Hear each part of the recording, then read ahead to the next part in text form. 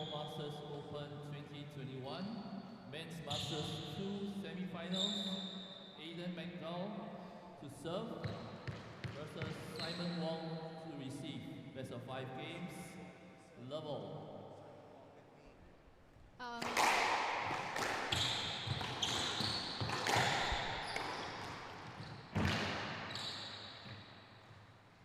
What the?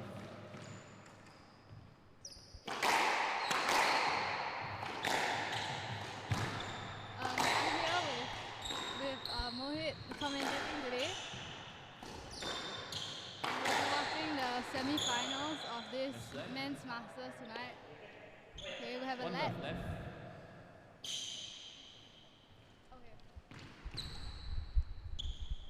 So we are in the first game of this men's masters 2 semi-final. This is the first of 4 matches that we'll be bringing for you. This is the semi-final. Simon Wong and Aidan Mcdonnell. Simon Wong got here by upsetting James Ang yesterday, and Aidan Mcdonnell just got here a year or so ago from Ireland.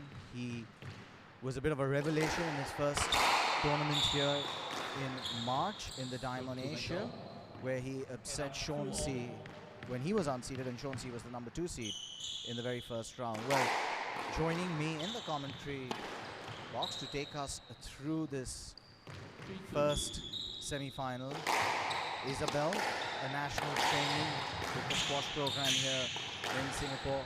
Isabel, ready to embark on a second career? Of course, of course. I am forever ready. All right, so we are 4-2 up with Aidan Mcdonnell leading. He is the favorite to win this.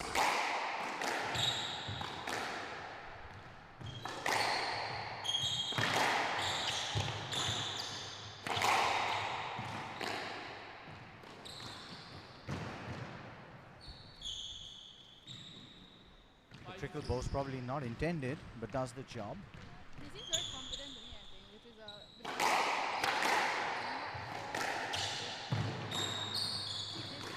confidence throughout the whole game.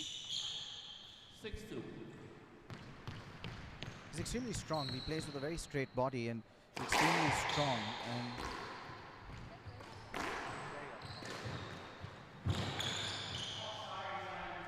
was that good? 7-2.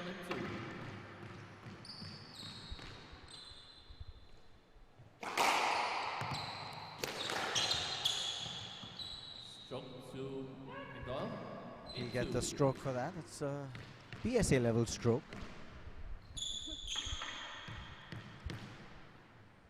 Don't worry, we're not going to ask Isabel to comment on what's in strokes here.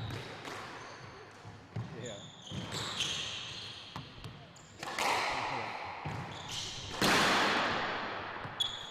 A lot of unforced errors from Simon. I think he just needs to settle down. He's got to play his game. I think he upset his previous match with James, right? He did. He upset James in the last match. Probably hoping he could do the same this round. But see how that goes. Well, I don't think that's impossible. I think he's got a good game. I think he's got the game to do it. I just think he's got to settle down. He's got to be a lot straighter, I think, than that. Much tighter.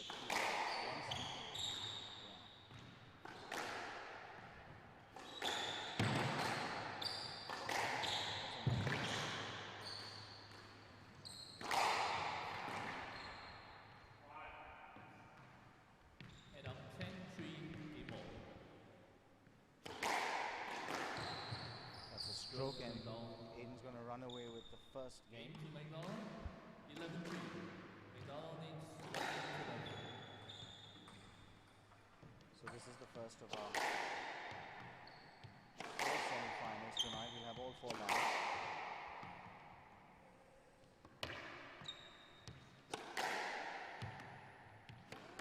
Really needs to do to up his game is calm. I think he has a good game going actually. The rallies are pretty decent, but I think a lot of errors come either when he hits a loose shot, and then because Aidan is so fast and strong, he's able to really go on that and win the point from there. And that's just it, you know, and that's all about strategy as well. When you're playing a player as fast as Aidan and as strong as Aidan, you know, he is extremely fit, a triathlete.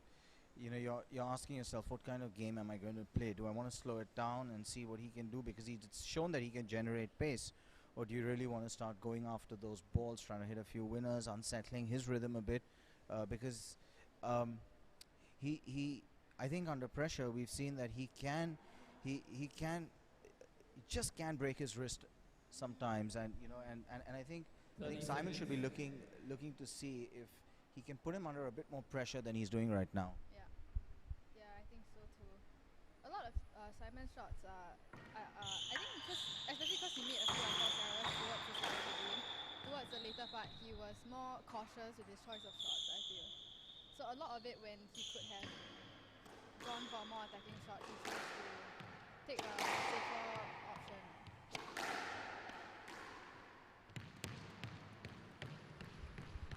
Mcdonnell needs 1 game to love. All right, game 2. If you're just joining us, Aidan leads 1 game to love. See, that's much better. Early to tell, I think. And out 1 love. Yeah, you want to make Aidan play with the ball behind him as much as possible.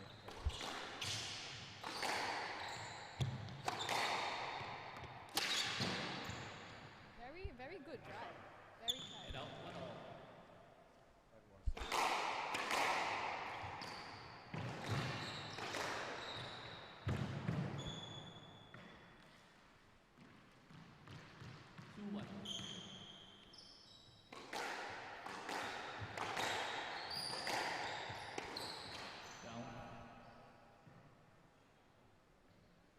And sometimes that's what you need to get your confidence back. Aidan's made 2 errors in this game so far, and sometimes that's all you really need to just settle down. This, you know, a sense of belief starts to happen that, look, he's human too. Aidan's rhythm, I feel, and it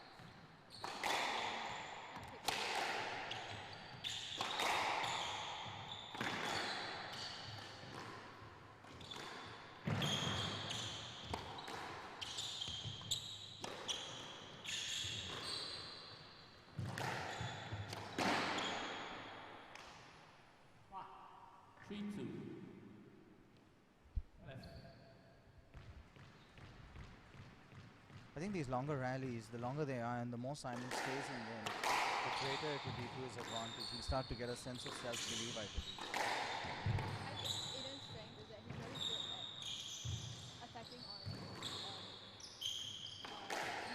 While Simon extends the rally and Yes, left. okay, playing a let. 3-2 left.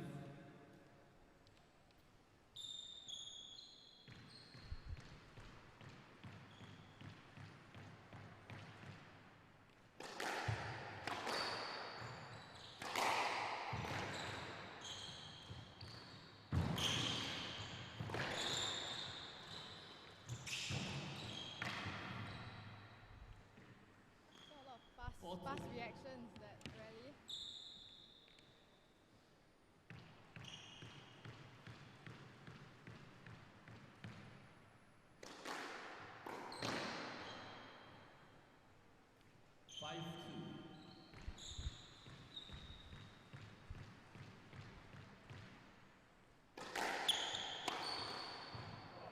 It's a lovely shot. Unorthodox, but very well executed.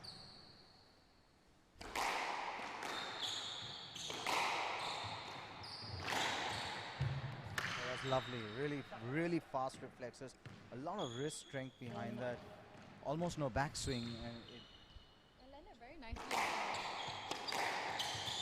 Yes, left. 4-5.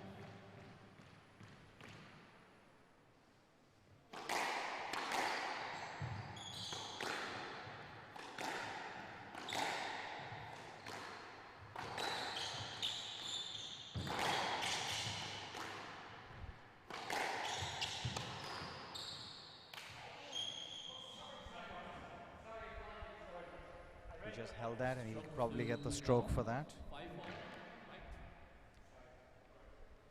5 all.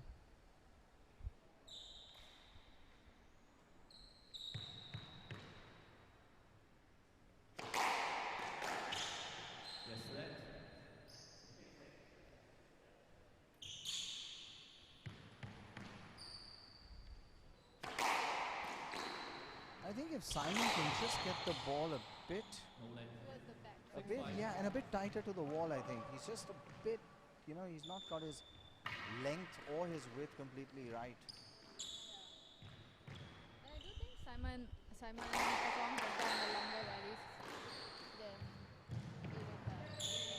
Yes, left. 6-5 left. See, like something like that. Now, if that was closer to the wall, he probably would have won the point. He probably wouldn't have given up the let. Yeah. 7-5. I think in this match that's very important because a lot of shots that Aidan won were his type shots. Because they both have very fast responses.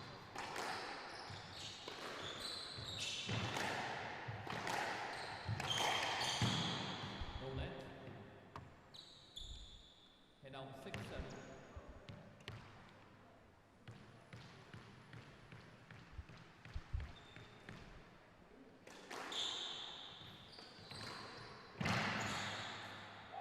Very nice draw. And now Just for a moment, took his eye off his opponent.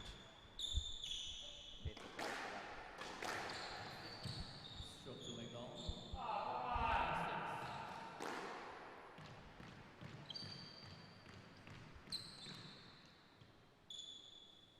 9-6. 9-6. From 3-5. 2-5, yeah. Now That's great length. 10-6. Game ball.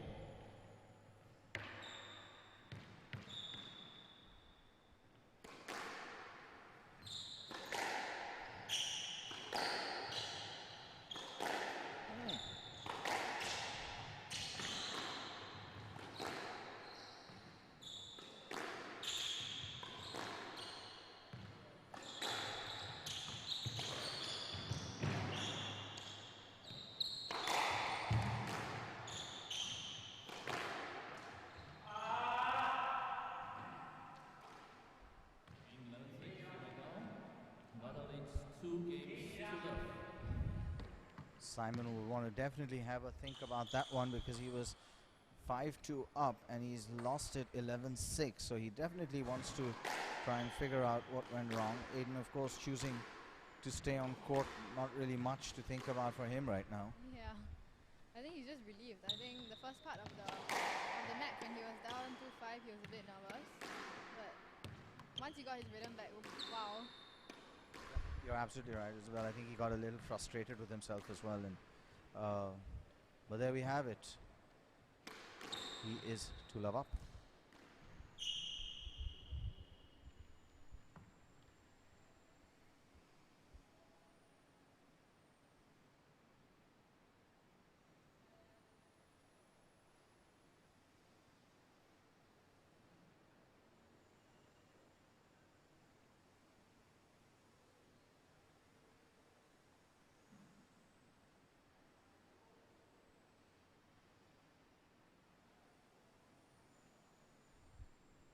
This is the first of 4 semi-finals today. We will be back live on Saturday with the final.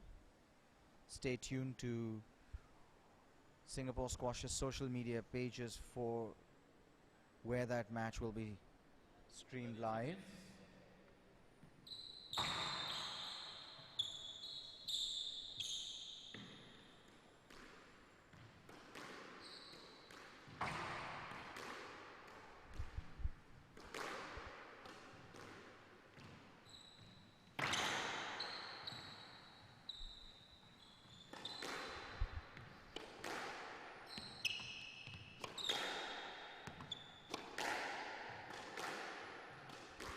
Mcdonnell leads 2 games to love. Level. Yes, right. Okay, 2-love up and Aidan serves.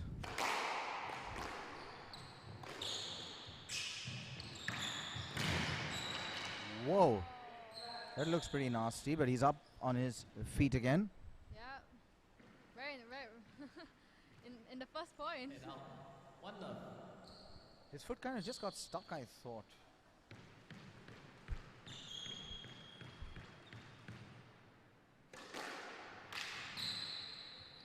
2 love. And the second game, the third game, I should say, starting off where the second game had started, isn't where it ended. Giving me flashbacks to the second game.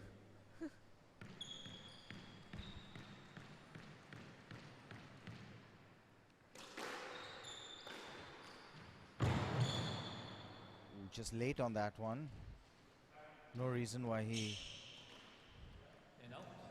why Simon couldn't have gotten to that.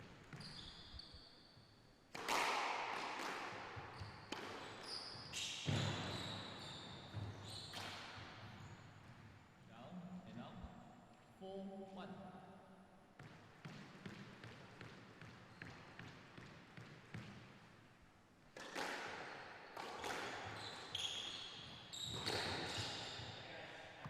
Holding that just a little bit and Simon going down the wrong way.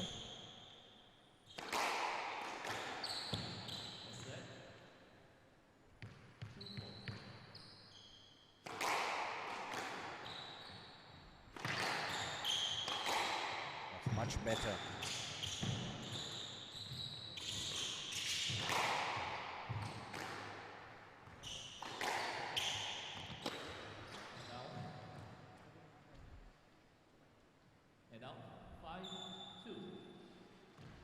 Now it's 5-2 and it was the same as the previous match.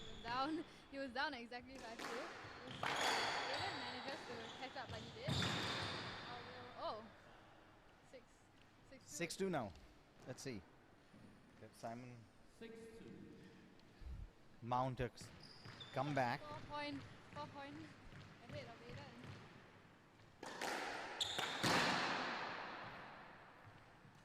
A lot of unforced errors from Aidan in this game. It's uncharacteristic. Possibly from his fall. Don't know if. Yeah, possibly, you're right.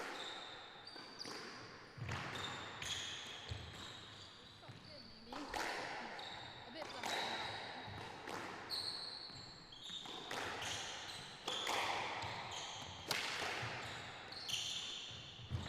I also think if you take a look at Simon, he's just taking Aidan out of his comfort zone. A few high balls. You know, he's taking pace off the ball. They're floating down. They're coming a little bit more tighter to the wall now. He's just taking Aidan a bit out of his comfort zone. Oh, he should have had that. Yeah, I think Aidan plays a lot of. He won quite a few points from unorthodox shots, but they were executed very, very well, I must say.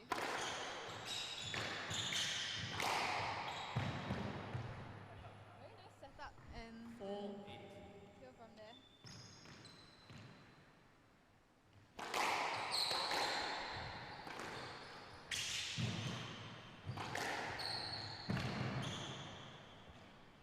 Plays the same boost and then Simon dropped and then he hit the straight length, but I mean it's working.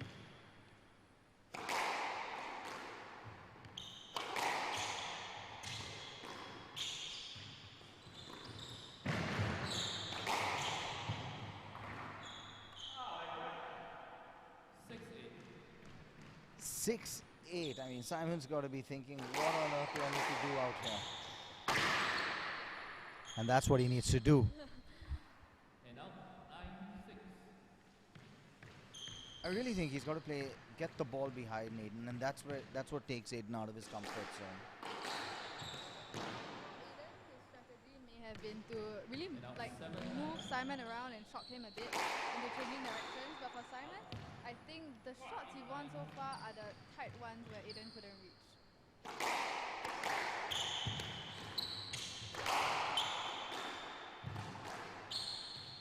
Yes, left. 8-9. Left. This is a really big point for Simon. Ooh, he's going to give up the stroke. Mcdowell, 9-all.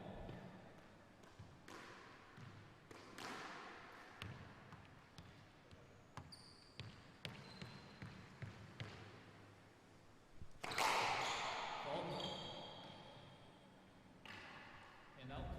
10-9. Game ball. 10-9 game ball. And if Simon manages to win this, then he's extended the match, which is what I think he needs to do. I will Shot.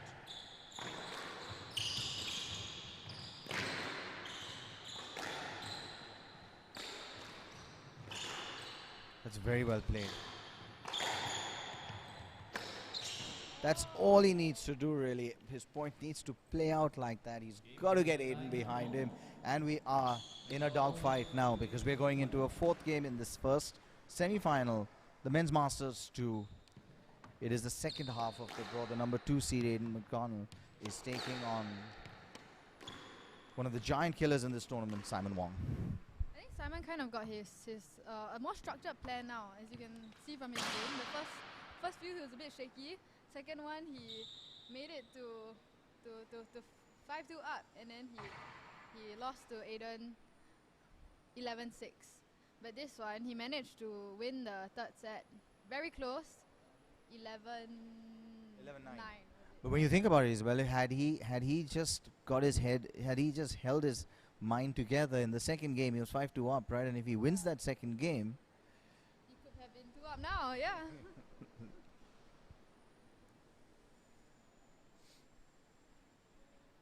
Our referee here, Raymond Tan. Experienced and crafty player on court.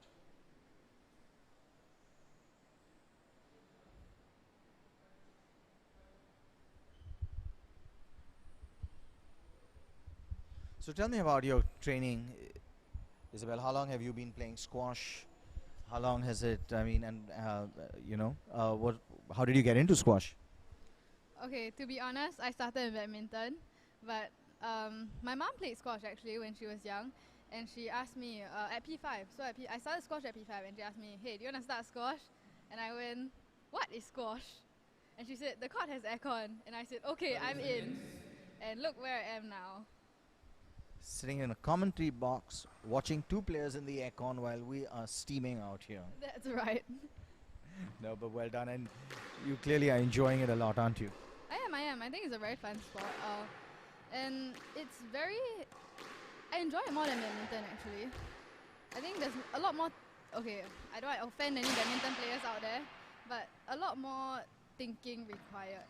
But I think you're absolutely right. A lot more thinking required because you know what? You're playing within 4 walls, and if you don't think, Correct. that ball is going to eventually come back to your opponent if you haven't. You've got to really use the court in a manner that's so efficient and so clever. Yeah. And the space usage is very different also, because in badminton you have one whole side to yourself. Whereas in squash, you kind of have to share that space with like someone else. And it's extremely unforgiving as well.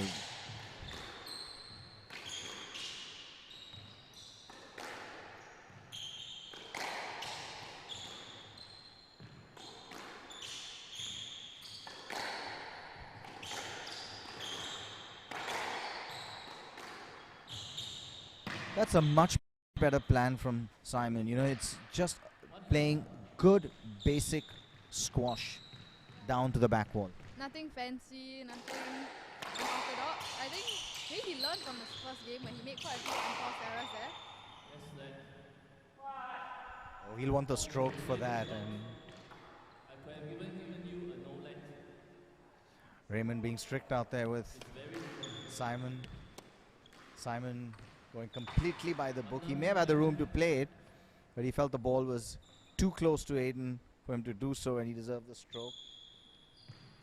But nothing gets past the trained eye of Raymond Tan.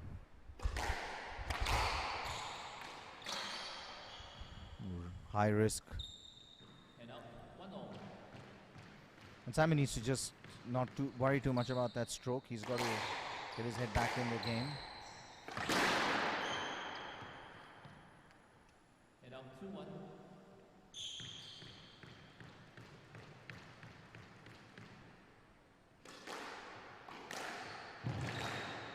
It's a nice shot. No let. You have to play a ball, guys. And up. Correction. 3-1. Left.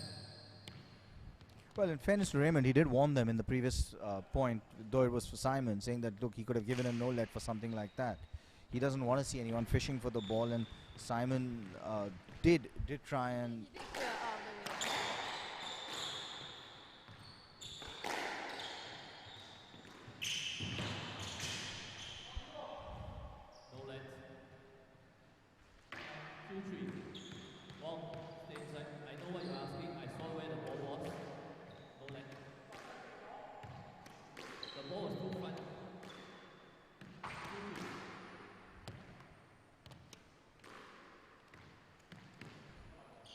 Well, on a judgment call, that was either a no-let or a stroke. I don't think it was any. Alright, it was nothing in between. It was either a no-let or a stroke.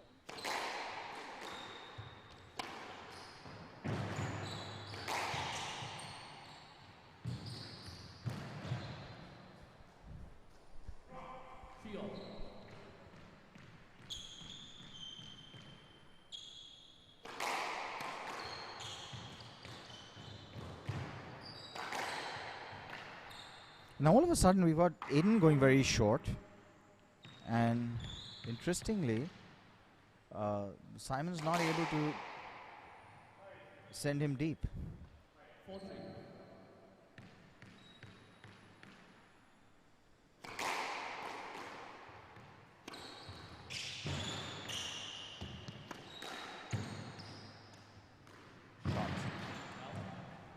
Very, very nice drop by Simon. It's really lovely touch. Aidan stumbled a bit. I think he really wasn't expecting that. So.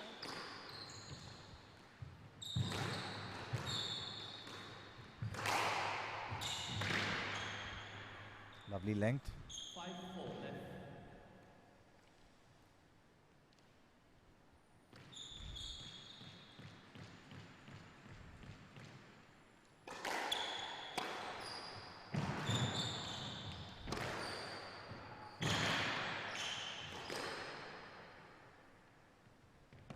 Was that good? And out 5-4.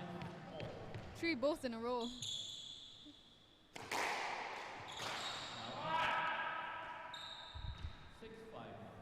And this is where Simon really needs to not. He's got to get the errors out of the way, you know. He's got to play like he was earlier. He's got to get the ball behind Aidan. You give Aidan something like that and he's just too strong. He's got a very sharp, almost no backswing kind of a shot, which is hard to read. Out. 8-5.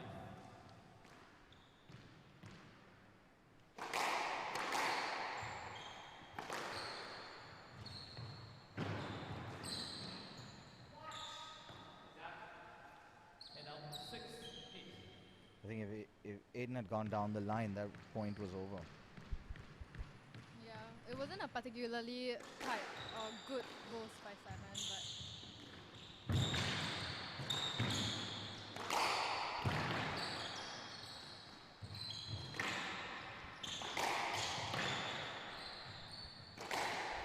It's a stroke. 7-8 left. 7-8.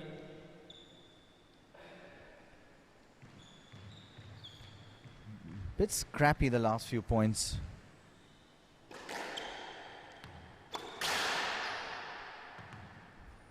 A lot of errors instead of like the clean tight shots that we could see earlier in the previous matches, previous sets. That's left. Middle. Right.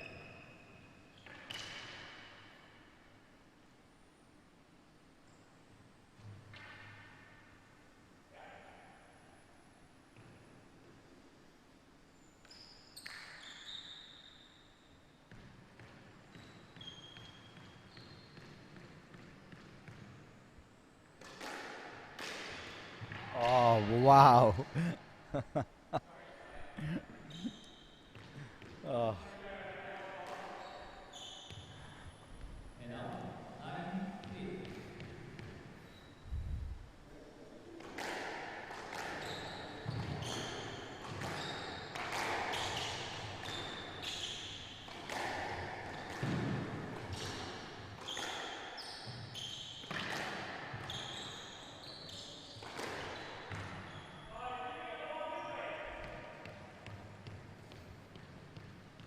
So with the reverse boast again, takes him to 2 match balls.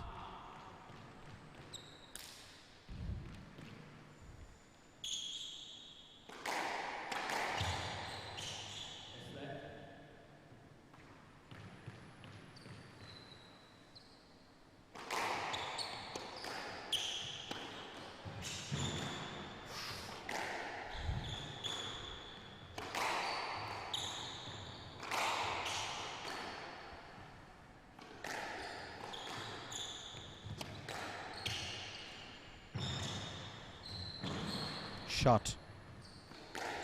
And that's even a better shot.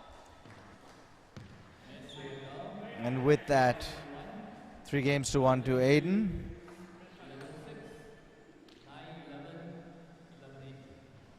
And he earns himself a place in the semi-final.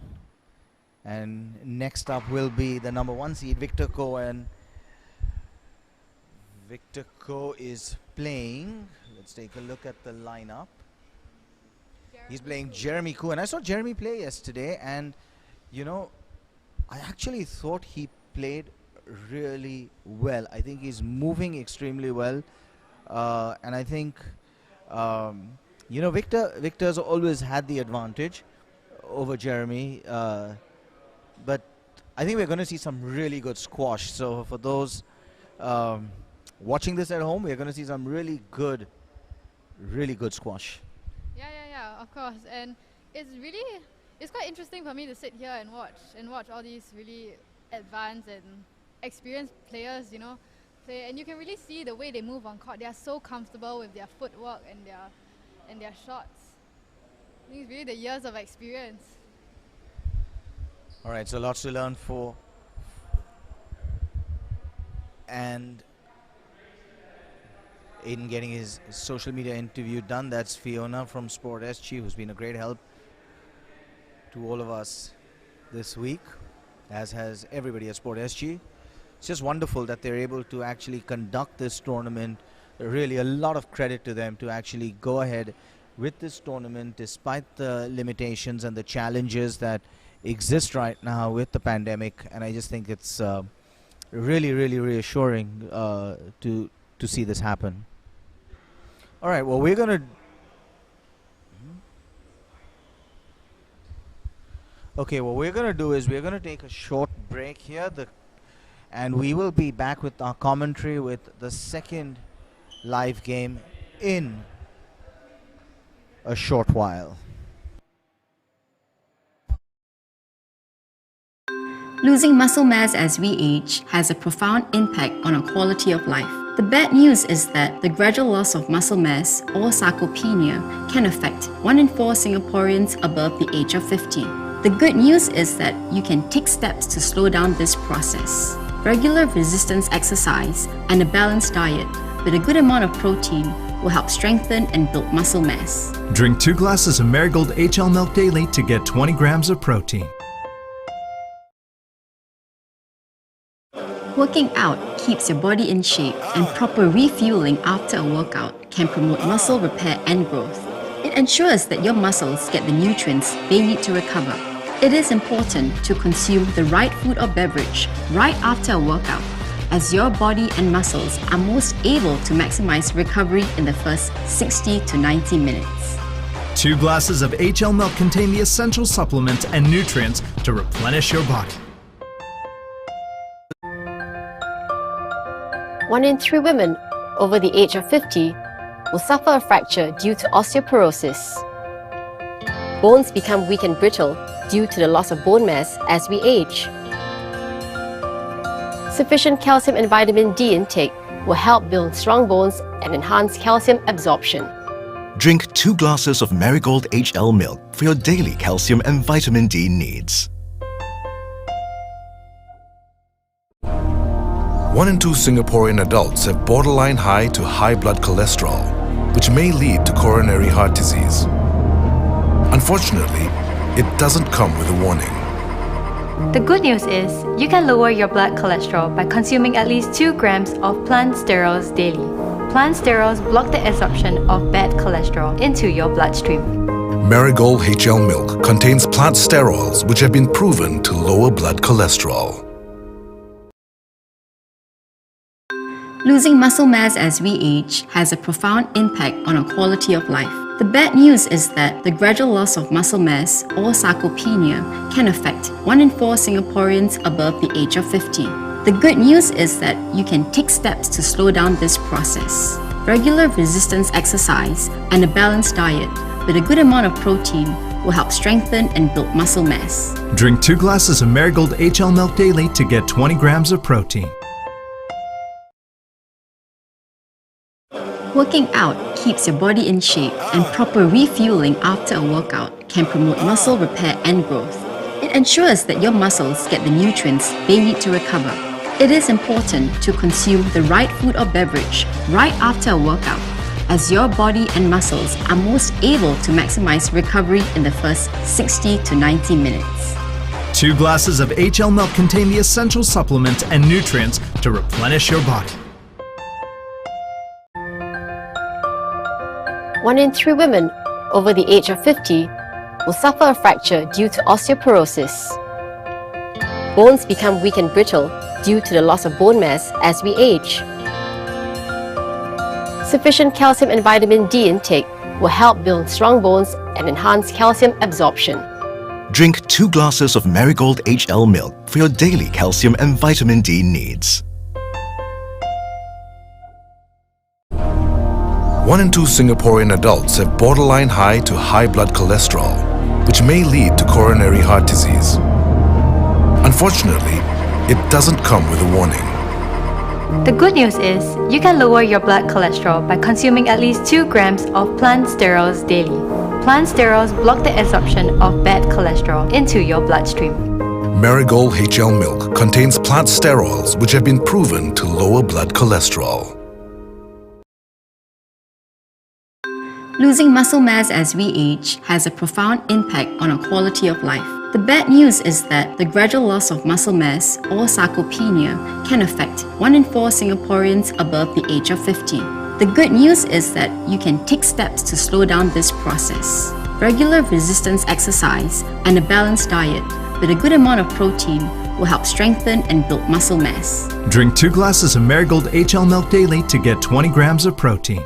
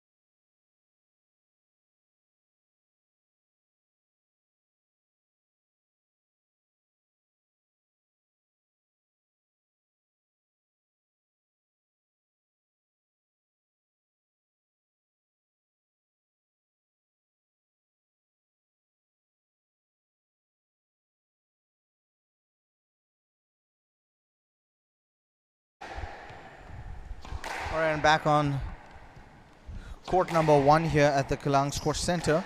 We've got Jeremy Khoo taking on Victor Khoo.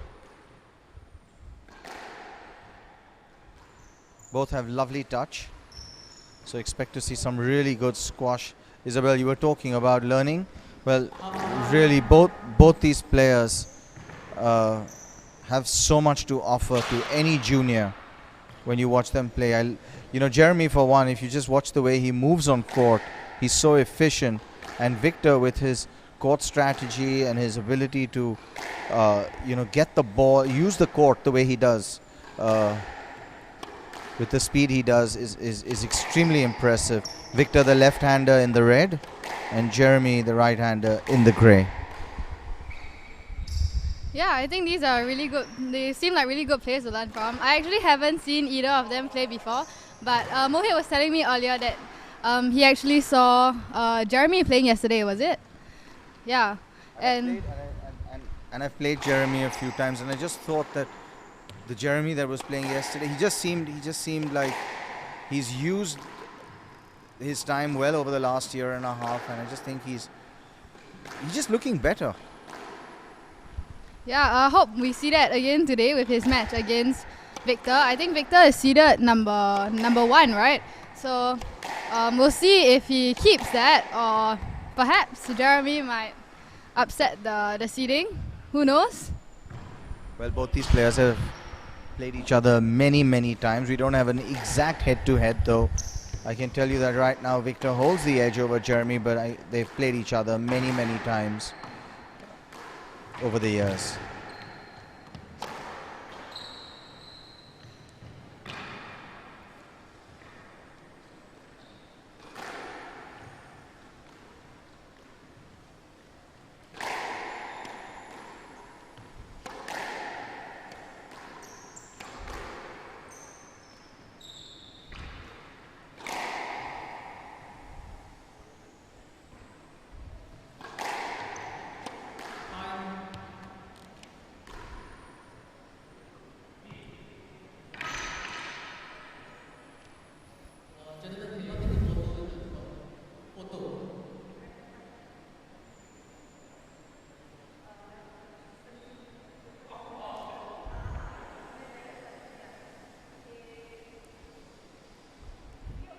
A socially distanced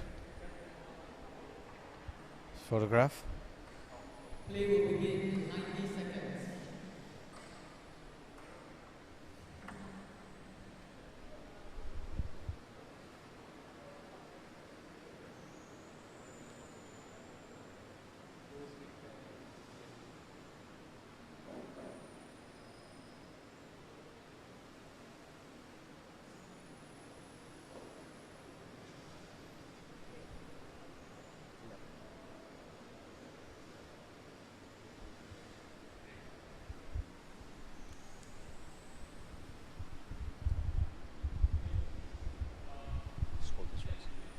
Play will begin in 60 seconds.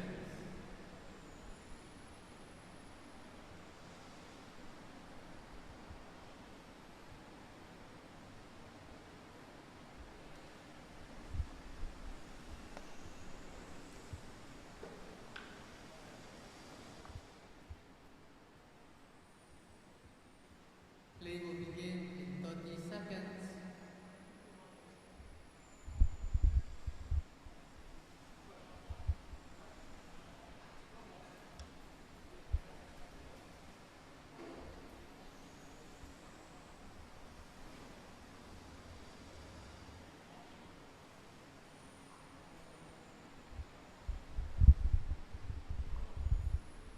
Okay, and the semi-finalists are on for the first set of the best of 5 match here tonight at Kallang Squash Centre.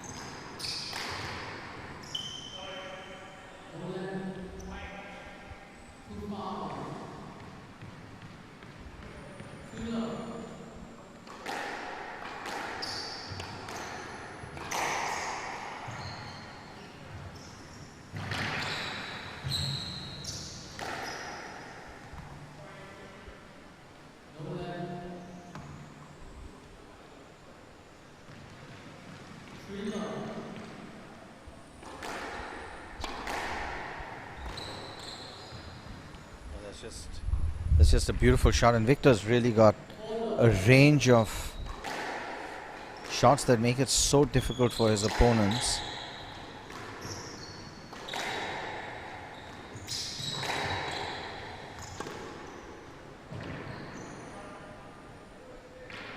And Victor just seems so prepared, like he's always there, he's always onto the ball.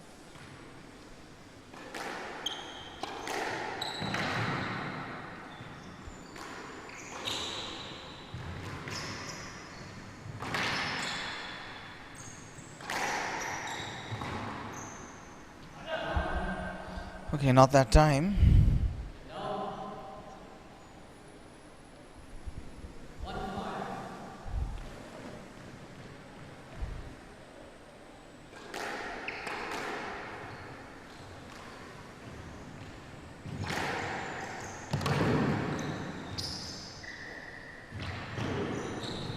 Oh, that's just beautiful from Victor. I think Jeremy is really trying to get those points from his front court shots, but he has to be a lot tighter than that, I feel, if he wants to really get the point from Victor.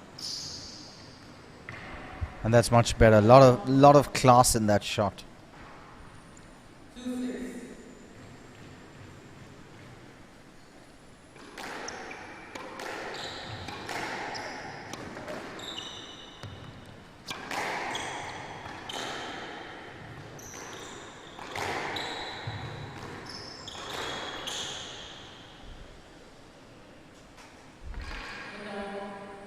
We're seeing a lot of reverse boasts tonight, aren't we already?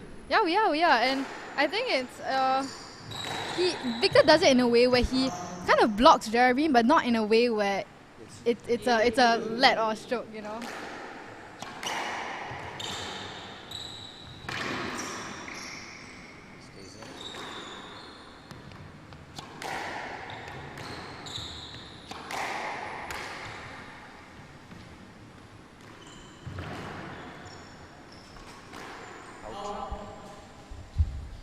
You know, the other thing, Isabel, with Victor, and again, you know, for you as an upcoming squash player, I think it's so important to remember, if you take a look at the pressure that Jeremy is always under, even off his good shots, Victor's putting him under so much pressure, and I think it's so important to always have your opponent under pressure. Just something to remember, he just never lets off. Yeah, and it's not just the physical aspect of it. I think when he puts him under pressure, you can feel kind of like the tension from here, and I think what's really important in squash is also the confidence that you have. So I think when he's under pressure, that kind of shakes his ground a bit. It does. You're right. That was a very quick game. It was a high quality game. Let's not underestimate how good that game was, despite the fact that it got over so quickly. But I think we are seeing two really good players in action, and of course Victor Khoo has been so dominant in this category, and I think he's just really very good.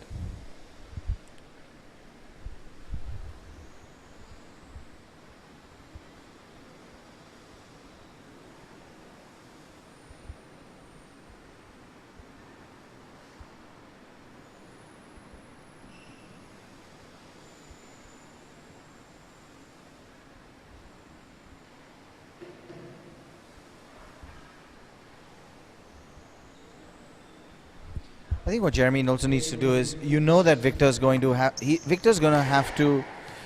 make you win that point 3 times, 4 times.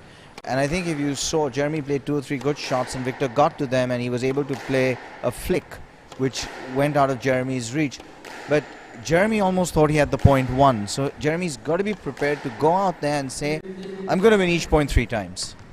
Yeah. I think Jeremy does have a lot of good shots, but the thing is, Victor is just so ready to take on the ball that sometimes Jeremy himself, when he plays that shot, he's not prepared to retrieve after that. Which I think, if he wants to really up his game in this, he needs to be prepared that his winning shot, the shot he thinks is his winning shot, might just be a setup after all.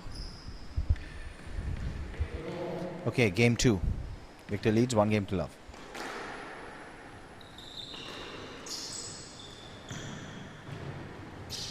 It's much.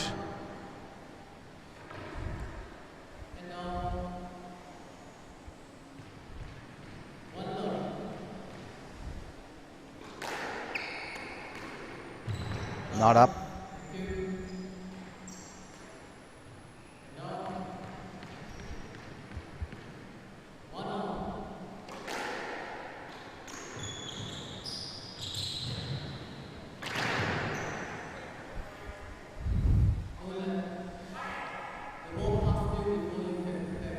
I think that was a good call.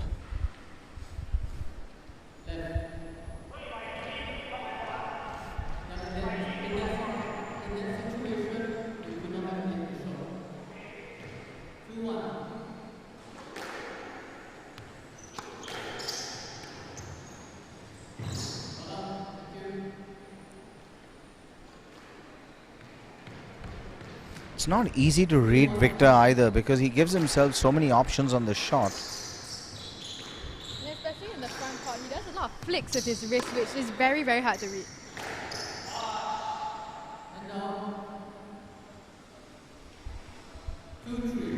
That time Jeremy sending Victor down the wrong way.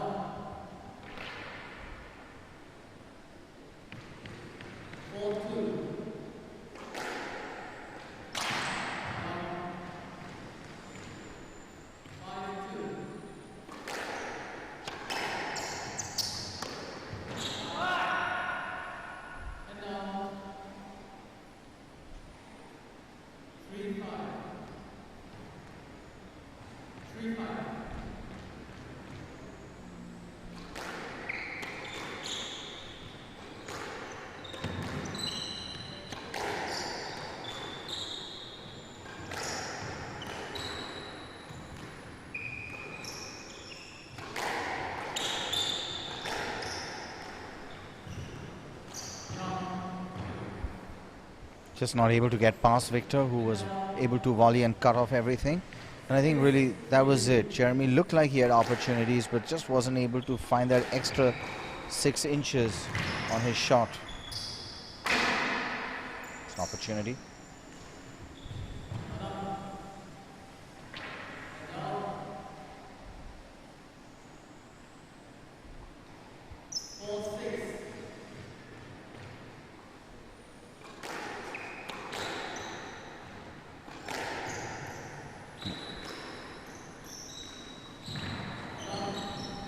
That's exactly what Jeremy needs to do to win the set. He needs to send Victor to the back and then, you know, hit a shot very far away so that, you know, Victor is very fast, right? And he can't, must be a very clean, nice shot far away such that Victor cannot reach it.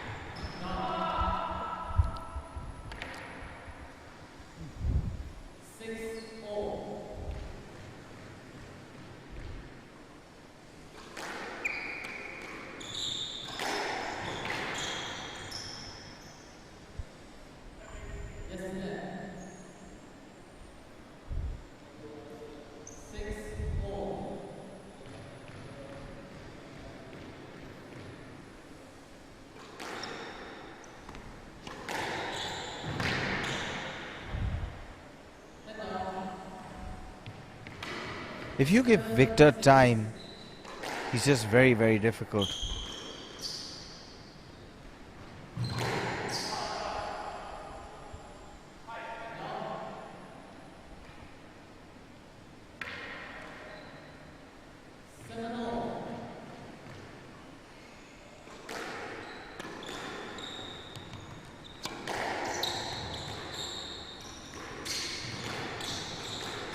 That's a nice shot.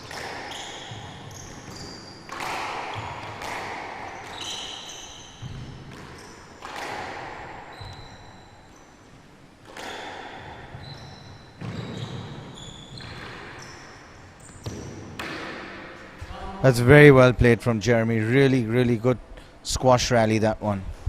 Yeah, I think his gameplay is more structured now. He's really, you know, sending a ball to the front, into the back, and it makes Victor run. It really does. I also think he's reading Victor a little better now. Yeah. I think he is too. You can tell he's more prepared for some of the shots. Earlier, I think he just didn't. He wasn't able to get to the shots in time for a lot of them. But now we can see that he's, you know, catching Victor a bit flat-footed there. 9-7 and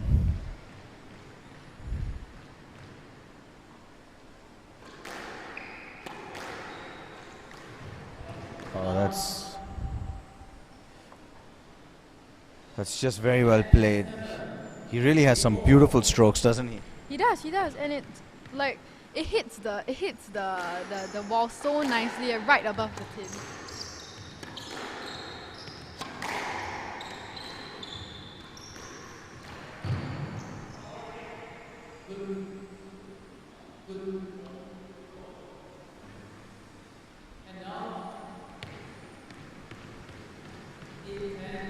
Now there's another rule, another lesson. Never stop till the referee calls it. Yeah, I think he was there at the ball. Actually, he could have took it, but he wasted, I think. It'll be very sad actually to see if that cost him the whole set.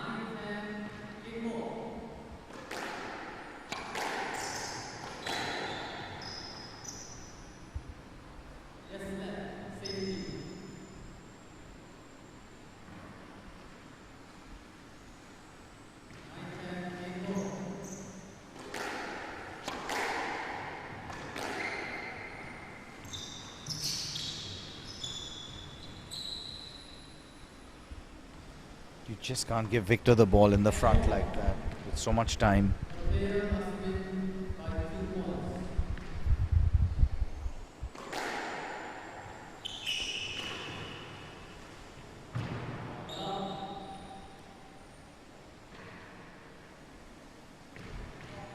And Jeremy's just kind of imploded.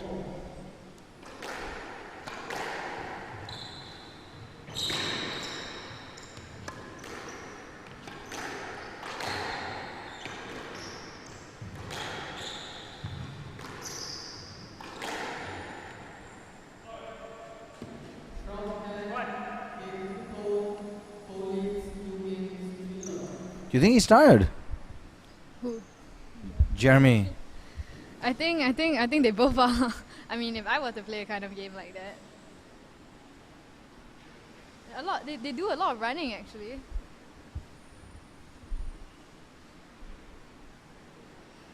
It really shows how important it is to be able to kind of perform under pressure. Because I think Victor was down. He was down by he was down 7-9. 7-9, yeah. And that one shot where Jeremy could have taken it, but thought that was down. That really.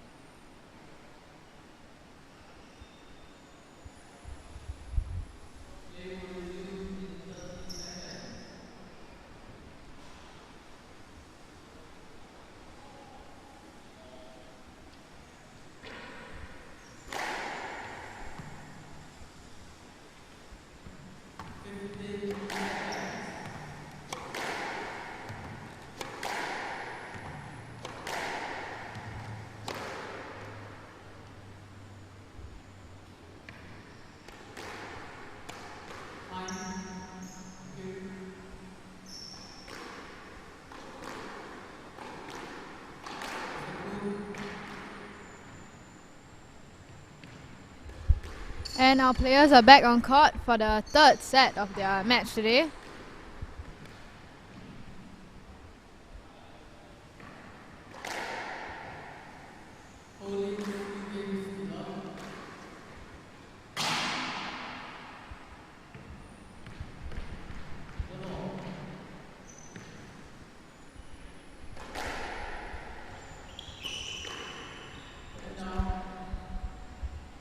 Jeremy puts his hand up, but at least from where we are sitting, I thought it was deliberate.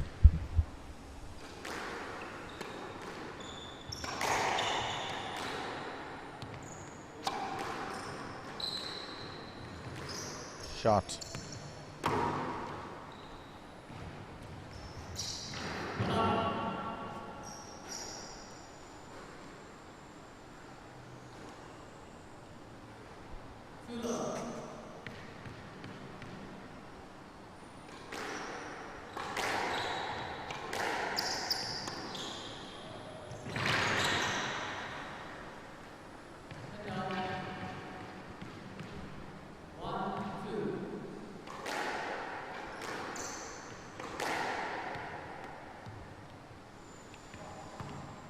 Jeremy just wasn't able to read that off Victor.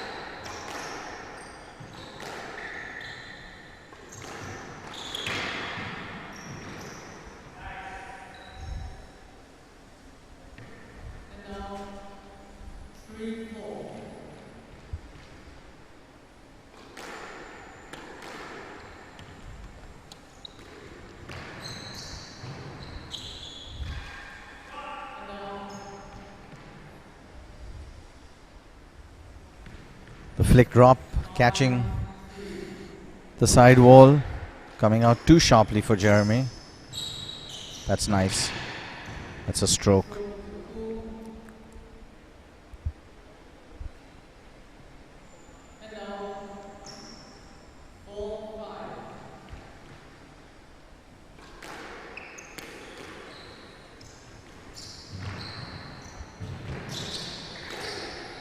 There's just so much court speed from Victor. It's just really, really strong.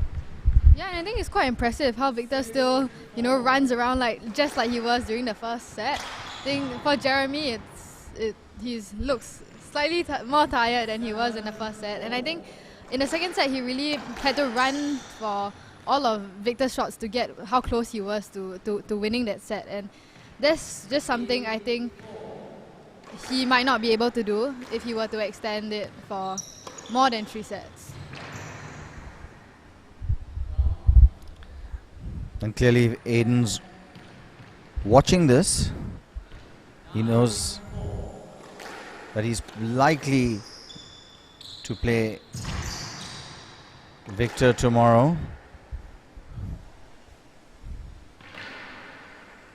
On Saturday, I should say.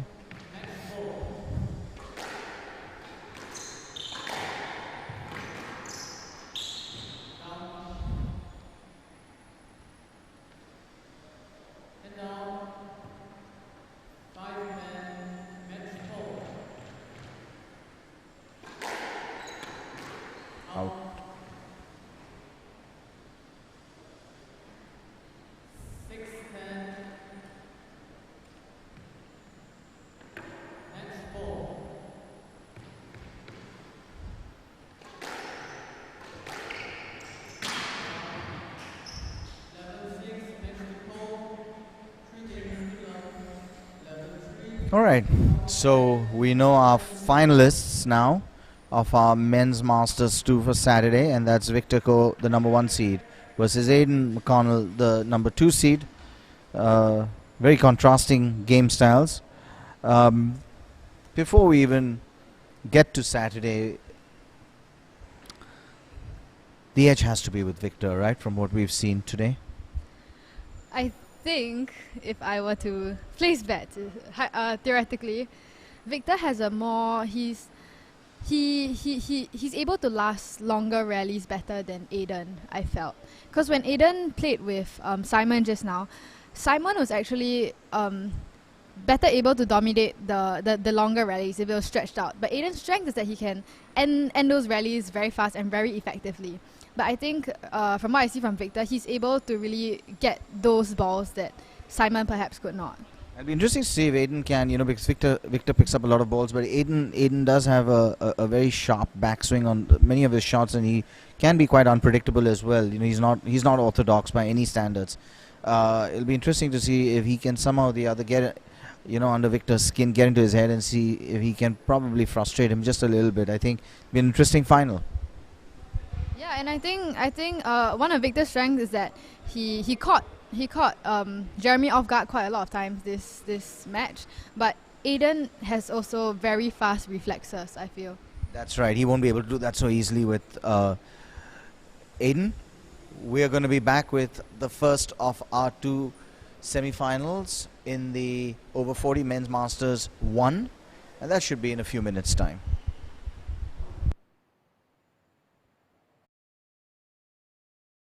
Losing muscle mass as we age has a profound impact on our quality of life. The bad news is that the gradual loss of muscle mass, or sarcopenia, can affect 1 in 4 Singaporeans above the age of 50. The good news is that you can take steps to slow down this process.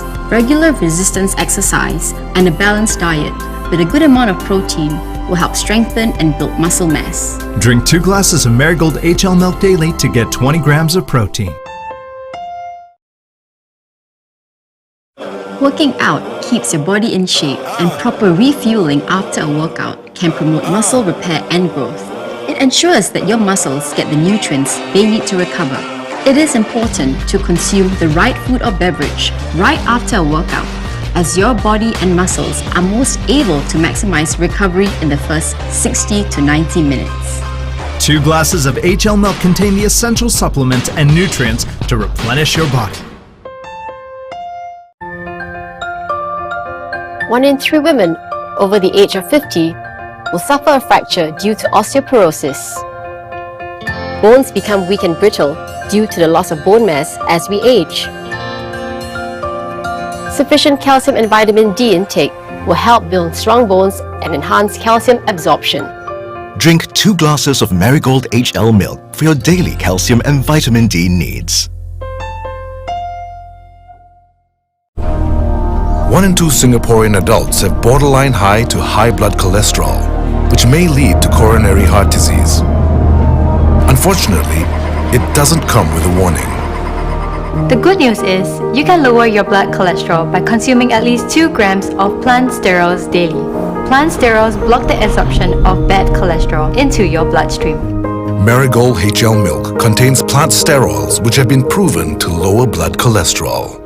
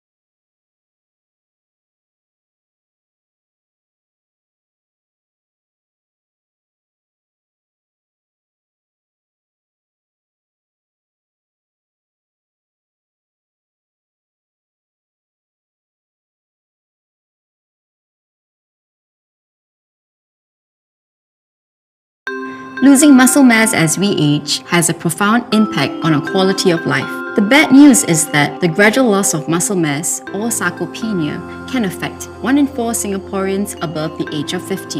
The good news is that you can take steps to slow down this process. Regular resistance exercise and a balanced diet with a good amount of protein will help strengthen and build muscle mass. Drink 2 glasses of Marigold HL milk daily to get 20 grams of protein.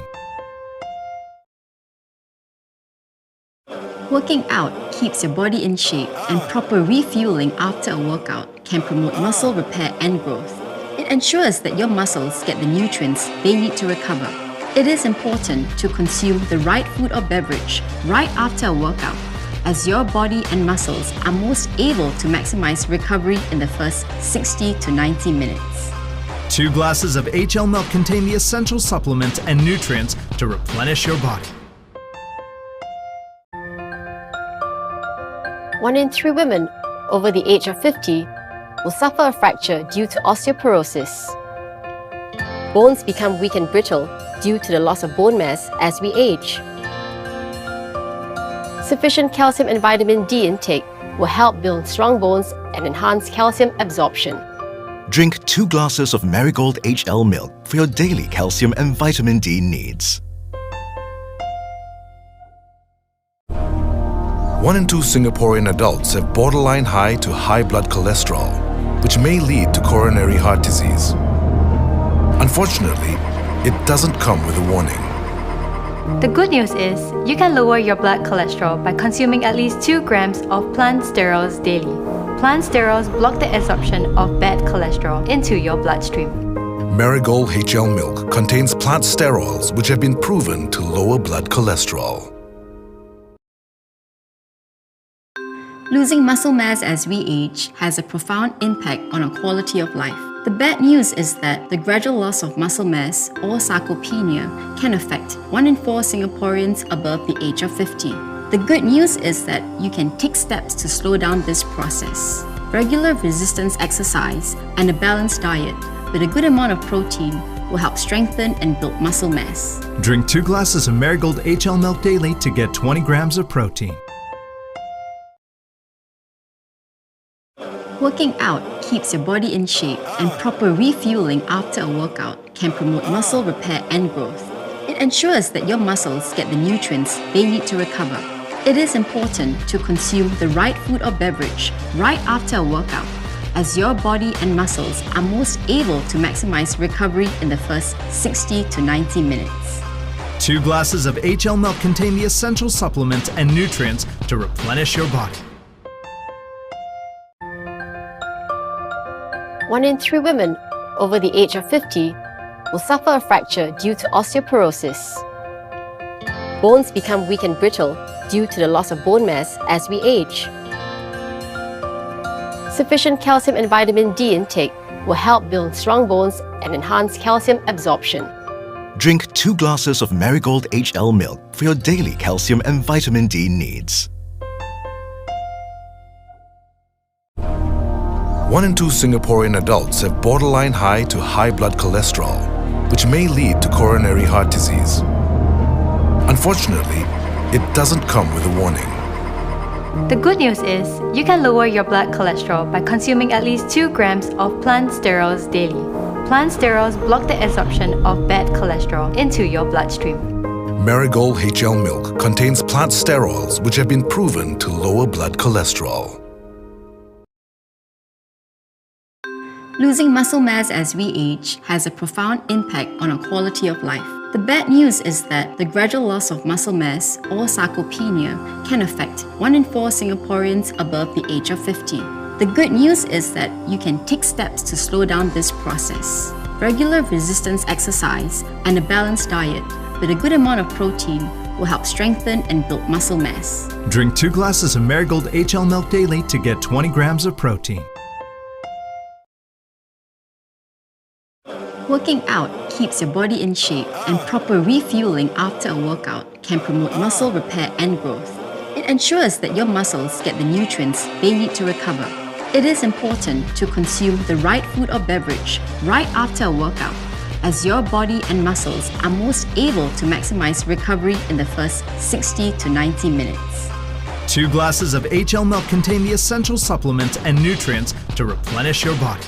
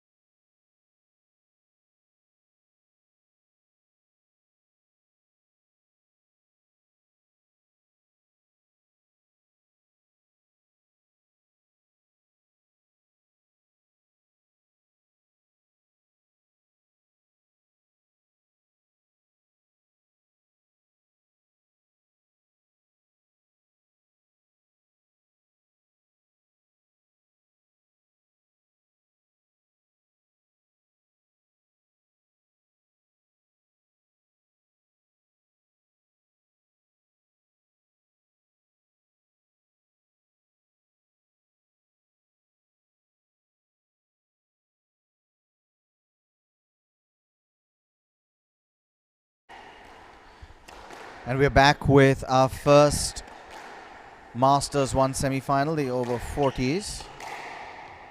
Tom Bilyard will take on Cock 4, the number 1 seed.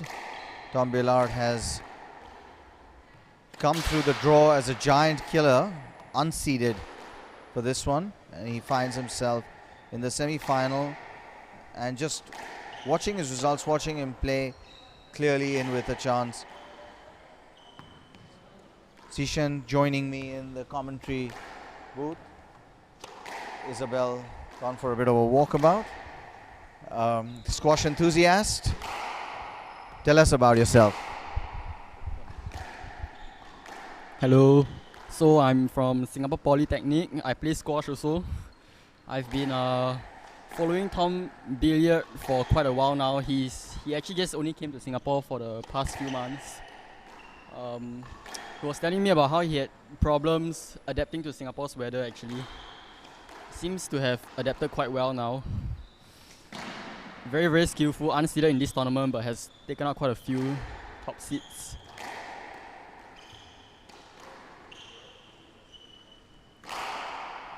I've actually played Tom Billiard in the previous competition before. Gone down to him 3-love. Just way too experienced for me. But this will be quite an interesting match between the very experienced Cock 4 and the number 1 seed, and the unseeded Tom Billiard, the giant killer of this tournament. Any predictions? I have a lot of regard for both their games, but I think at this stage I'd have to give the edge to Cock 4. I think he's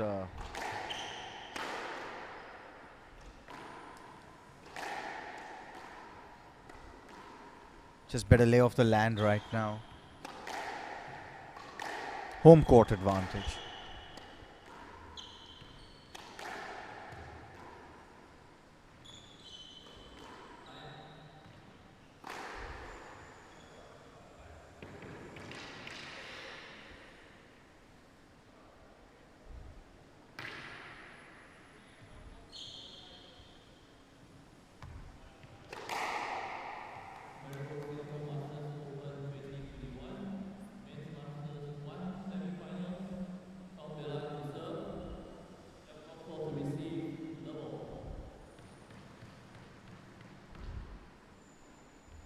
Okay, here we go. The ball.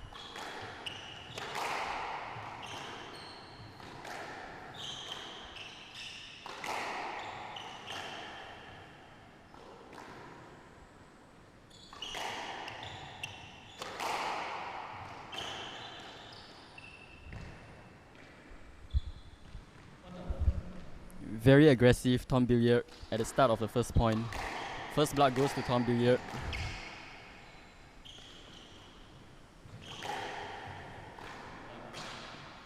And that's nicely finished by Cock 4.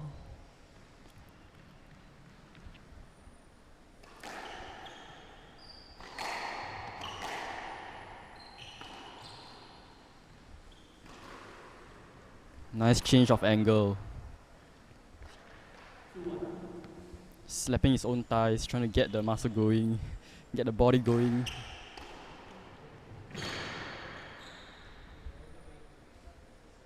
Nice response from Tom.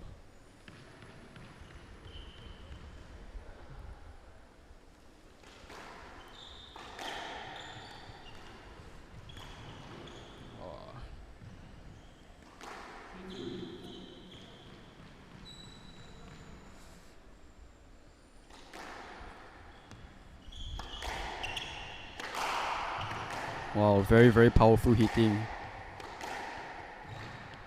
Very powerful hitting, especially from Tom. He's generating a lot of pace on that ball, and early days still.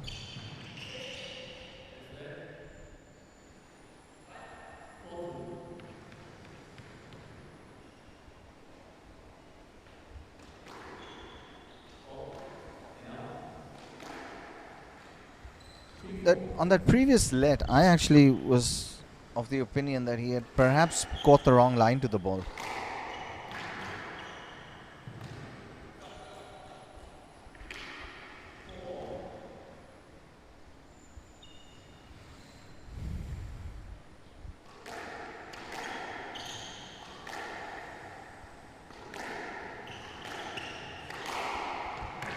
It's just a lot of pace catching the nick.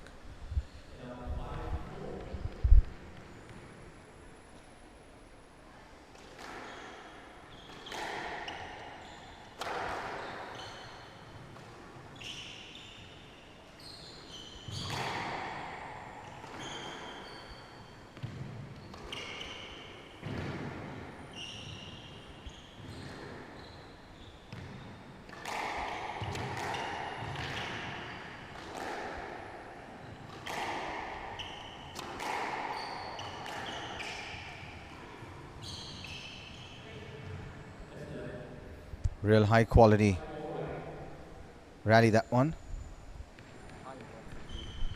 Very, very high intensity output. Oh, that's a fault. That's twice he's done that.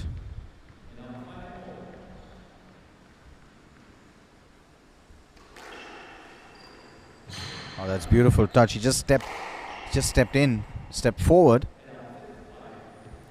Took Cock 4 by surprise.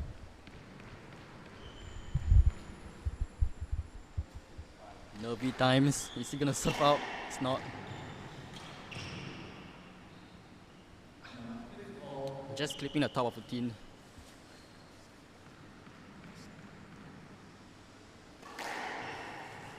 Oh, nice service down the middle.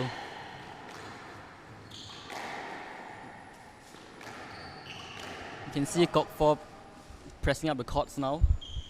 That's a lovely shot. Very crisp.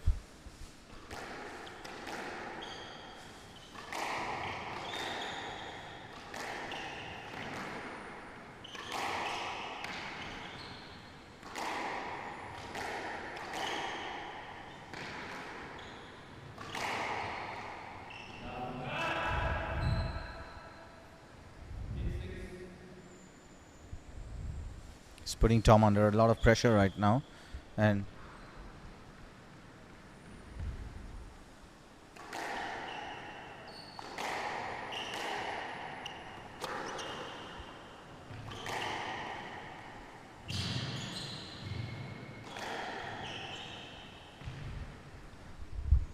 nice bit of fake, straight ball down the line from Tom Billiard.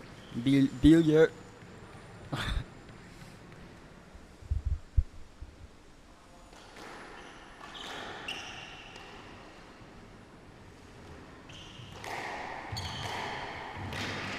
Very, very fit, Tom Billiard. For someone of his age, he's extremely fit.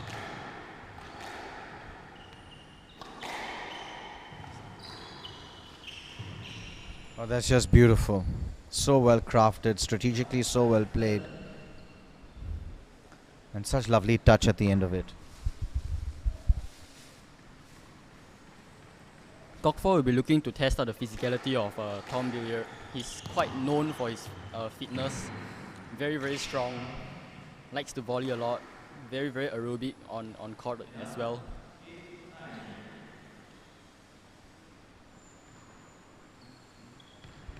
Just 1 point separates them. It's been an extremely close game. Very tight, this one.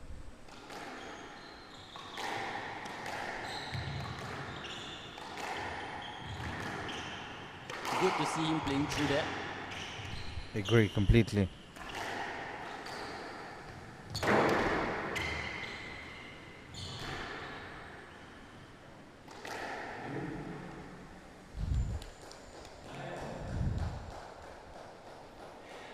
So 9-all.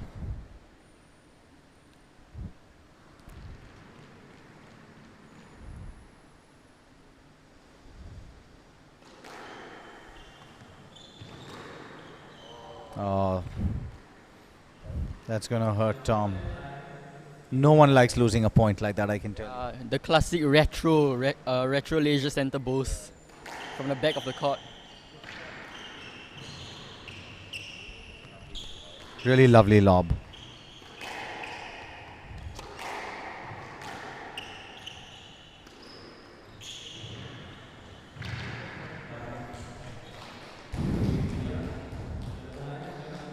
And first blood drawn by Cock 4. Tom had his chances, but really the experience that Cock 4 has on these courts, knowing the bounce, knowing where he is, and he's just such an accomplished player.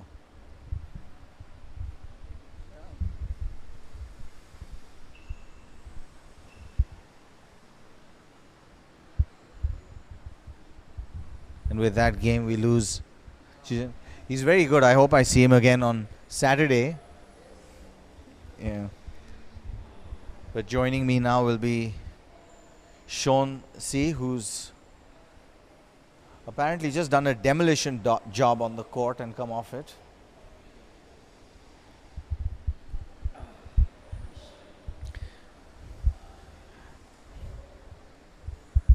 Welcome, Sean. Been watching this game. What do you think? What did you think of the first game?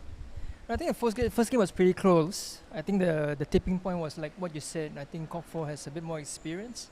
You could see in the last 2 points. You know, he held the racket long, you know, got him to guess, and then he did a reverse angle boast, right? And I was just saying that no one likes to lose a point like that. Definitely. Neither you nor I. It just pisses us off. Yeah, that's absolutely true. But you know, just Sean, of course, you've got so much experience, you know, on the squash circuit out here. You know, with everything that's going on, you know, I was saying earlier how remarkable, how good it is for us to have squash back, and really, truthfully, how much credit to the you know, to the association to be able to pull this off despite what's going on. I think, you know, in the top of our mind, the committee's mandate is always to promote squash at the community level. And we've always been keeping an eye on the regulations to see how and when the window will open for us so that we can actually get squash back to some form of normalization. And I think in the recent changes in the regulations, it allows us to create this tournament for the Masters. I think it's the first start. I hope there are more coming back. We all hope so too, and I think it's wonderful. Let's get back to the game. I think the second game's gonna be quite exciting as well, because both of them are still fresh. Ooh! My God. It's just wonderful, isn't it? He just held that. Didn't follow through on that. Just was able to stop his swing. That requires so much control. That's true, that's true. And I think the experience Cock 4 has from the days when he was playing the PSA, you know, gives him that edge, you know, among all of us. You're absolutely right, it does, because he's played a level of player. Who's the best player you've played in Singapore so far, Sean? Through your career? Through my career, I think the first guy I think that was really tough for me was my coach, and that's Zainal. The second guy that really kicked my ass and really put a lot of strain and got me to question my career in squash was Uday, Mr. Uday Singh. I think he's the most difficult player I have ever walked onto court with. He's just so hard to play. Yeah, he just got pure pace, man. But I think the squash in my days, there were a lot of styles. You know, a lot of different players, a lot of different characters, and you can see it come out, you know, in their style of squash. You're absolutely right, and he's still quite. I mean, he's not playing right now because he's got a knee injury, but he's still fit and he still runs, and he's just an athletic machine, isn't he? Yeah, he just loves the game, I think. Yeah, I think he's trying to bring that to his kids. And he's done quite well so far. All right, back to the game, and it's 2-3. Tom staying in it so far.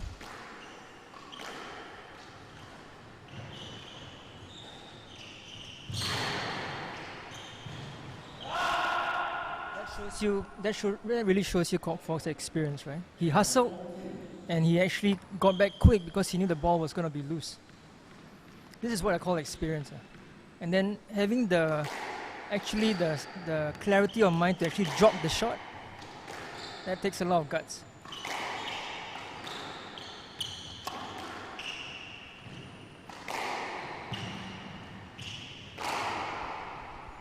Tom's not going to be happy with that. It caught the side wall on the way back and just stopped mid-court. And it wasn't the best shot, but it got Tom completely by surprise. And I think he must have been disappointed by his shot previous to that. Yeah. But I think, you know, watching the game, I noticed Kok Fo is playing a very patient game. He's not going for high-risk shots. You know, he's placing them a couple of inches above the tee when he drops it. So I think one of his strategies is just to make Tom move. You're right, and the other thing that he's able to do, which is, I think, troubling Tom a lot, is he's able to wait on that ball and send it to the front, you know, without any real...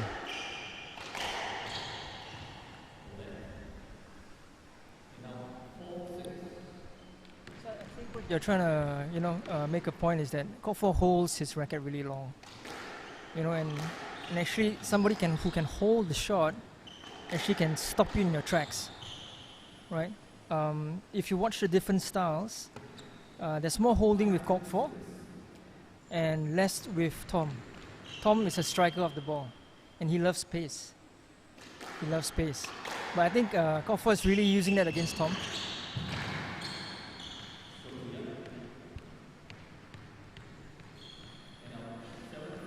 So let's see whether the Kok Fo continues with his strategy.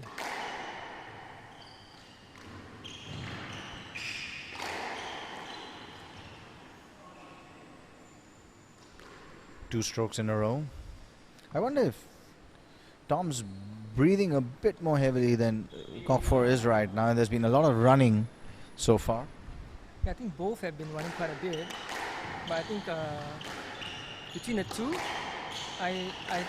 I personally feel Tom's running a bit more because Kok Fo is placing the balls where there are open spaces, forcing Tom to actually make more errors. He is, you're right, he's putting him under pressure, and that's 3 strokes in a row, and that's really the forced pressure that he's under that's causing those. Exactly. I totally agree with you with your assessment of what actually is happening on court, and that's a very good example. Very good example. He's just strung together 5 points in a row now. A lovely touch. You're right, man. That was that's lovely. You watch that hole, and then just a short jab. Very talented. Super to watch. Such a lovely, clean, good squash player to watch. I mean, both are. So Mohit, you know, you've been playing squash for a long time. Yeah, since I was about 11. Yeah, long. You're 1 decade before me. 1 decade before you. Well, I think Yeah, at this stage you just worry about how to make sure that you're on court, no injuries, and The keyword sustainability. sustainability. And I think what I've learned is, as I've gotten older, is that the amount of time you actually work on your sustainability outside of court is as important as on court. Now, not just as a junior, we see a lot of these juniors going to the gym, worrying about their nutrition. I'm less worried about my nutrition, but I find that the more time I spend off the court and not necessarily on the court is much more helpful to me when I'm on the court. Oh, that's very good. I think as we age gracefully, I hope, sometimes not spending every day on court is a good thing. And I think that's what you're trying to tell people of our age. Yeah, I absolutely am, because the recovery is just so much harder than it used to be. And squash is it's a grueling game. It's a grueling game, but it's a wonderful game. But I think if you're watching the Masters being played out live, I think if you watch the youngsters and the guys who are in the Masters who have played in the past and who are playing today, you will see a very different style. One of the observations for our viewers, if you're watching the game, when you're watching Tom and you're watching Kok Four, watch where they strike the ball above the service line, where it's effortless and trying to get the ball deep in the backs. Absolutely right. Yeah. There's an open face to the racket. It comes back efficiently. It's not as flat as some of the juniors play. And what that also does, Sean, which is, when we play some of the juniors, you find a lot of the balls then end up coming off the back wall, and it becomes possible then to counter attack. Exactly, because you're not giving that spin to the ball with the open face, and you can actually see that live happening right here. Completely agree. And I think Kok Four wanted the stroke, making a point that he made contact.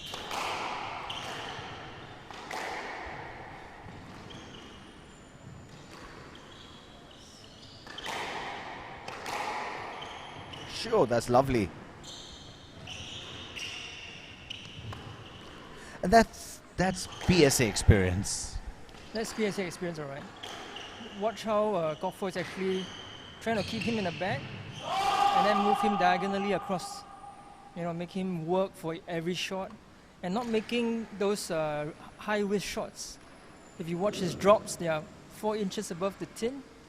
He's calculated. I think that's really a sign of a very steady player.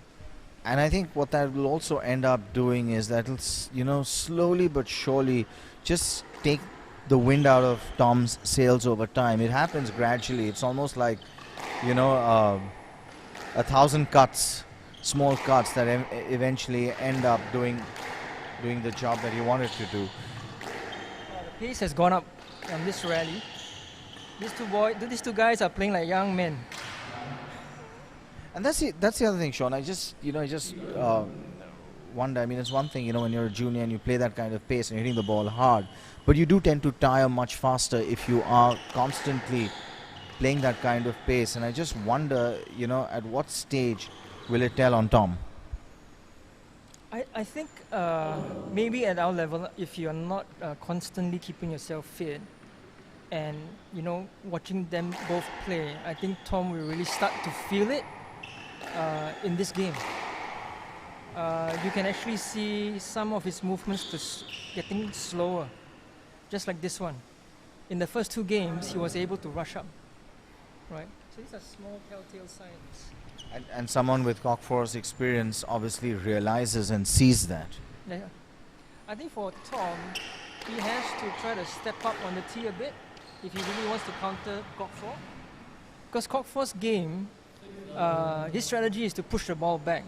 But I think if Tom were to step up just a bit, on the cross courts, he can take it off earlier. And this would actually give Kok Four a bit more trouble. But what is happening now, if you watch, Tom is actually sitting back. He's sitting back, and he's allowing Kok Foh to dictate the drop shots in front. And that's exactly what happened on that occasion as well, Sean. He was hanging back, and from off the back wall, Kok Foh was able to play a boast. Like you said, it was 3-4 inches above the tin, but it had done its job. Yes. Oh, that was a nice boast.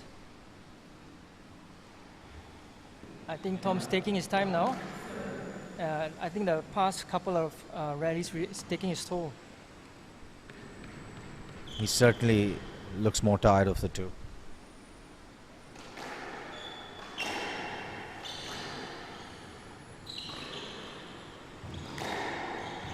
Well, that's a lovely shot. Nice, very nice shot. Very well weighted. Second bounce couldn't come off the back wall.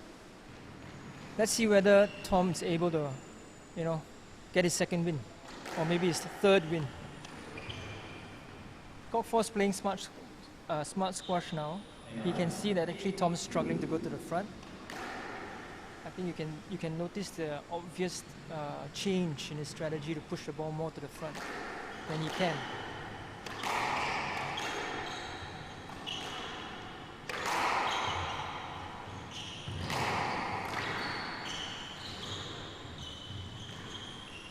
Well, that's going to hurt Tom.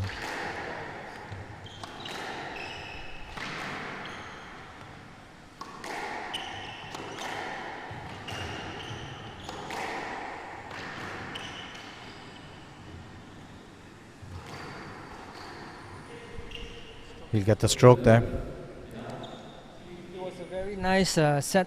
It was a very nice rally. Kok Foh was actually setting him up with the boast. It was just unfortunate that his ball squirted back to him.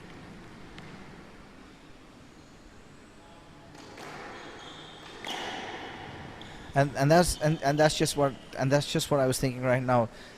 Tom won the earlier point, but it did a lot of damage to him. Yes, he did. So let's see whether Tom actually takes his time in between points, because effectively, if you're an experienced player, you take your time. You need a trigger to get you back into the game, right? And I think we can see actually Tom's slowly draining. Yep, absolutely right. And he's now looking at 7 match balls, and Kok Foh needs just 1. What a great game that was, actually. It was actually, like you said earlier, I think the game was very well played. Kok Foh structured it very well, right? He played his shots. Tom did his best. I think Tom played very well. It's just that he was outmatched. I completely agree, and a really, really high quality game as well. Like you said, I think there's a lot that some of our juniors would learn from watching this. Yes, I think you're absolutely right. So if you actually watch the game 1 to 3, I think it was very well structured from Kok Foh. They came out actually all guns blazing on the first. It could have been a bad strategy from Tom, and then you could slowly see that Kok Foh kept to his game plan, right? Kept it structured, kept it deep, and when he got an opportunity to see that actually Tom was slowing down to the front, he started playing more, and moving him more diagonally.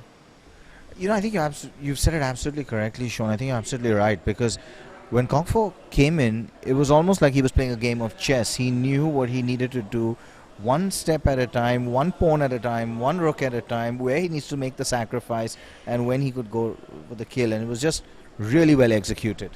I think you're right. You also made some very, very good points, and I think these are the things that we should talk about when we are watching games. When players go in at this level, there's always a game plan, and you've got to stick to a game plan. And I think one of the things that Kok Foh did well was to actually force Tom to rush and then make mistakes, created the opening. And these are things that we can watch, live in even at our master levels. Yeah, and we've seen a really high quality game, and of course the next one is the second semi-final. It's Ken Hooi and Frank Fu. Okay, Frank is playing Ken. Okay, that should be a good game too. Yeah, so there are 2 different styles of players that you're going to see on court. Ken is more of a worker of a ball, right? He focuses on accuracy and placement. He may not be the fastest guy on court, but he's a pleasure to watch. Frank, on the other hand, right? Frank is a tanker. Frank loves to run, and Frank is he goes for everything. So you cannot let up when you're playing with Frank, right? Frank is somebody you just cannot be too kind to.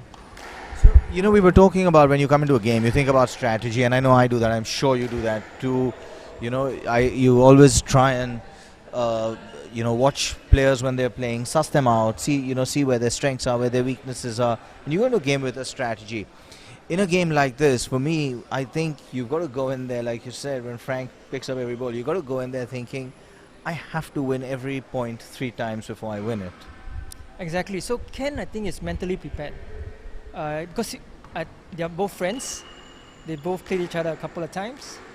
They actually know each other's game.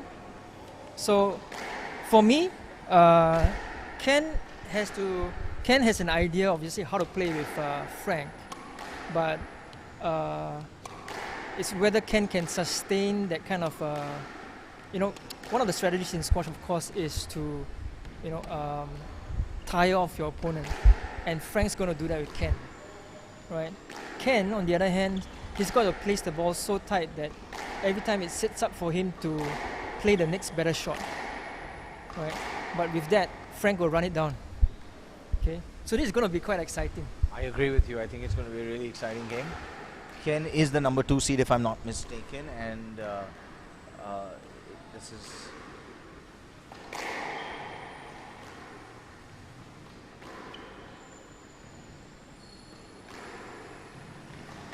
And in the chair, we've got the eagle eye of Raymond Tan.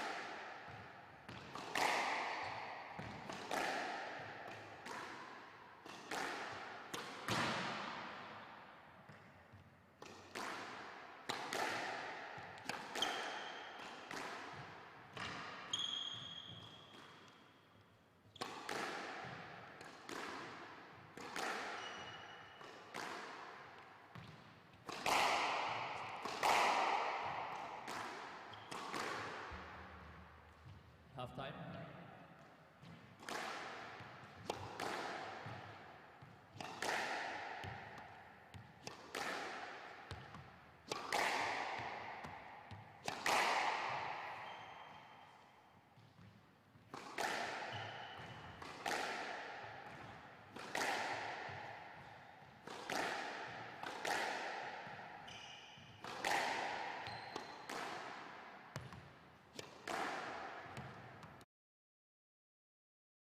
Losing muscle mass as we age has a profound impact on our quality of life. The bad news is that the gradual loss of muscle mass, or sarcopenia, can affect 1 in 4 Singaporeans above the age of 50. The good news is that you can take steps to slow down this process. Regular resistance exercise and a balanced diet with a good amount of protein will help strengthen and build muscle mass. Drink 2 glasses of Marigold HL milk daily to get 20 grams of protein. Working out keeps your body in shape, and proper refueling after a workout can promote muscle repair and growth. It ensures that your muscles get the nutrients they need to recover. It is important to consume the right food or beverage right after a workout, as your body and muscles are most able to maximize recovery in the first 60 to 90 minutes. 2 glasses of HL milk contain the essential supplement and nutrients to replenish your body. 1 in 3 women over the age of 50 will suffer a fracture due to osteoporosis. Bones become weak and brittle due to the loss of bone mass as we age. Sufficient calcium and vitamin D intake will help build strong bones and enhance calcium absorption. Drink 2 glasses of Marigold HL milk for your daily calcium and vitamin D needs. 1 in 2 Singaporean adults have borderline high to high blood cholesterol, which may lead to coronary heart disease. Unfortunately, it doesn't come with a warning. The good news is you can lower your blood cholesterol by consuming at least 2.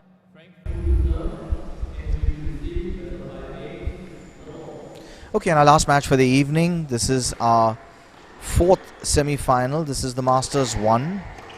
Frank Khoo serves. Ken, who is in the black.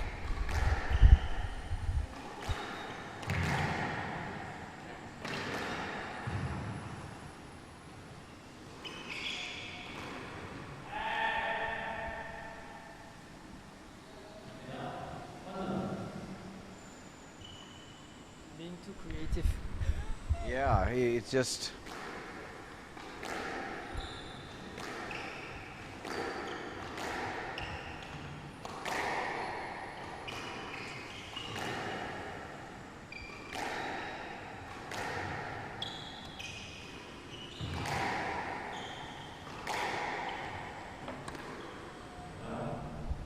That was a lovely rally. I think that was quite well structured. And I think you can already see what I mean by the fact that actually Frank could run every ball down. It's just unfortunate that she hit the tin.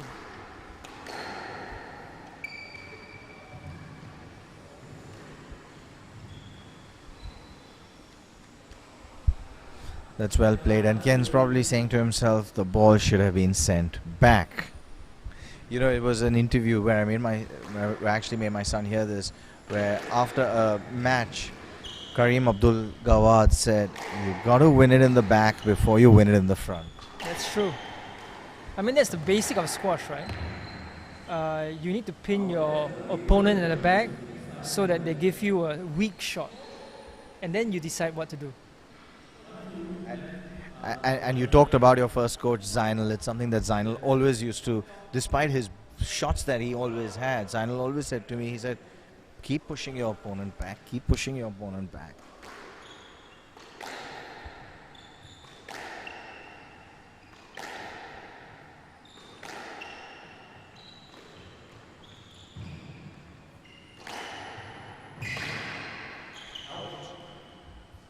What I like about what Ken's doing, Sean, is that he's not overhitting, he's not trying to do too much, he's just doing what's necessary to get the ball into an awkward position for Frank. That's all. He's just constructing the point, as you said.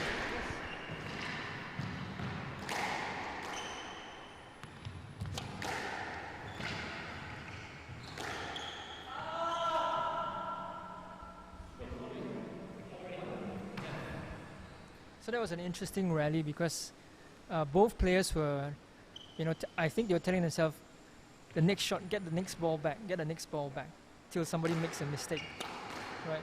Oh, that was very unfriendly. I hate those frame shots. Yeah, it's frustrating, isn't it? Just racket head dropping on point of contact, and it's just easy to remember to do it when you're sitting in the commentary box. It's much more difficult when you're on court.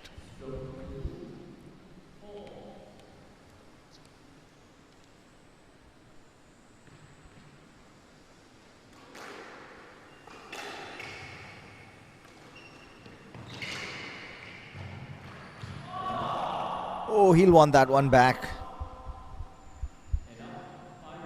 I think that the miss by Frank is all nerves. He was there early, his racket was prepared, but he actually didn't follow through on the shot, so he went down into the tin. I'm actually thinking whether, Ken started off the blocks pretty well.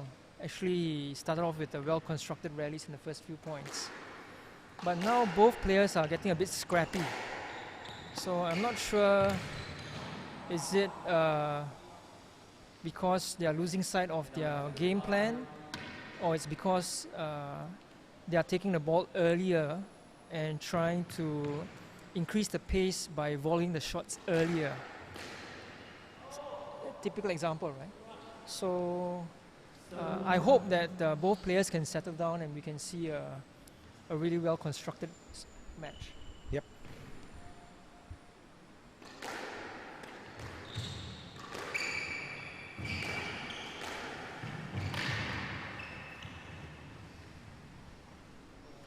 Yeah, I think we need to see, I think you're absolutely right, Sean. I think both players are right now going through the motions. They're playing shots and reacting rather than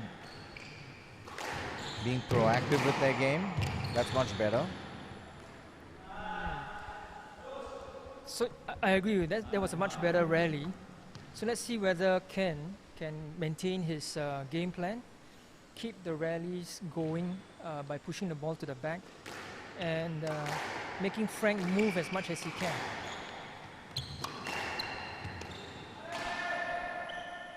I think that's nerves as well. It is. I also think, Sean, it's just going to that shot one shot too early. He's rushing it. A lot of shoulder behind that one. Does the job. And so Ken draws first blood and he's 1 game to love up. I think that game, the first game, was way too quick. Way too quick. So I think Frank is still not in this game. I think Frank needs to keep the rallies going because Frank is a momentum player, right? So if Frank is going to come back in game 2 and game 3, he needs to keep the rallies long, right? And he needs to use his strength, right?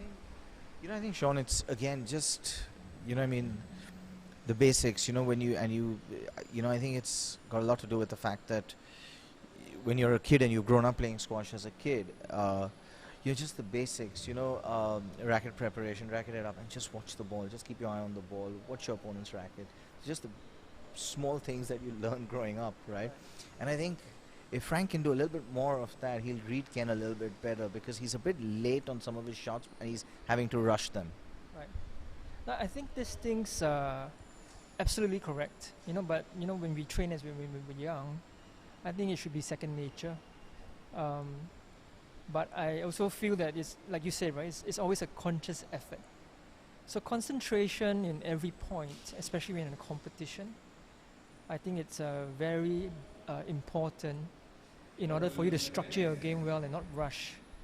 So I still feel Frank, I think I think in the second game, he's going to come out a bit stronger, but I think you're going to see that the rallies are going to be, point per rally is going to be longer.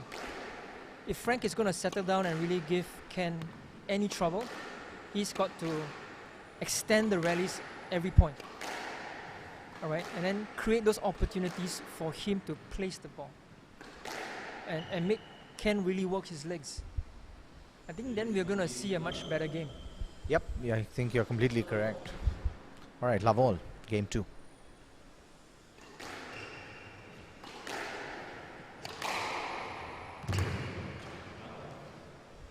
That was actually a wonderful shot by Kent. It was straight down the line. It was well weighted. It gave Frank so much trouble.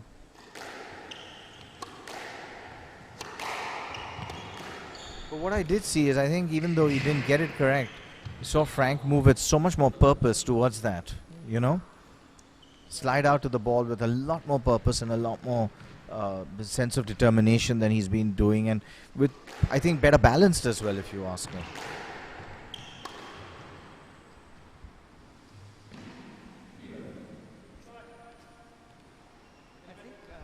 I think after the first game, it looks like Ken's confidence level has gone up. He's striking the balls cleaner. You know, he's placing the balls so much tighter. In the first 3 points in this game, you can see, you know, Ken's striking the ball clean. The weight of shots are very nice, except for this one, you know. But if you notice, Frank's balls are all squirting back to the center. Right. So Frank actually is taking the ball just a bit late.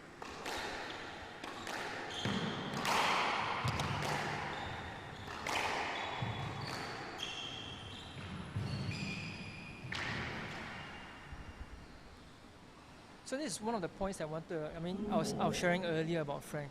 This is what I mean by he runs every ball down. Well, you can't just say, "Oh, I play a winner and that's it." You know, Frank's gonna just come at you again.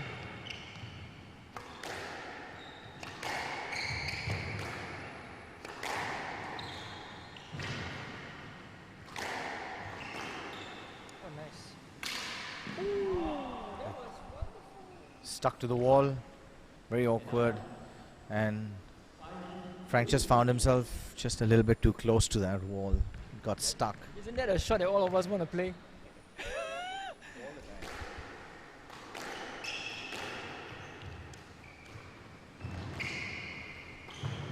Oh, well played.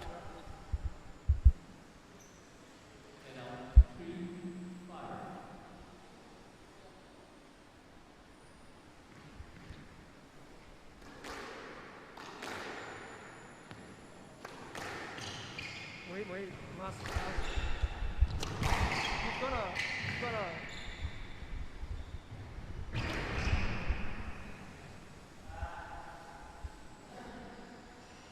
Can't see your smiles. You just got camera.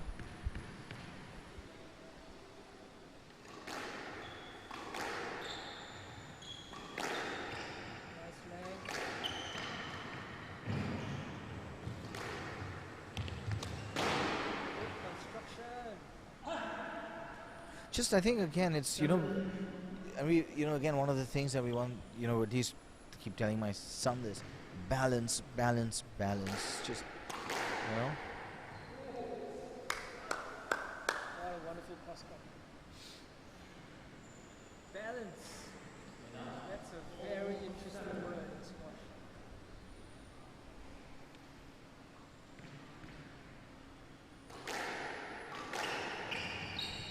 Get the stroke there.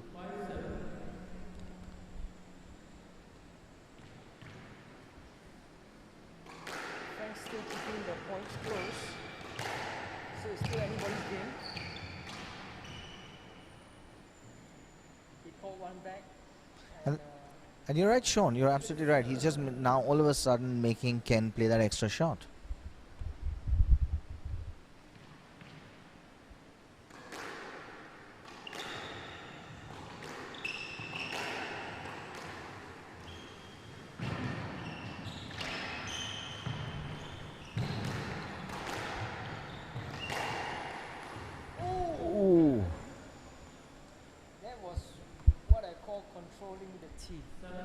Frank was really making Ken move, forcing Ken to play the loose shot and controlling the tee and not playing a desperate return.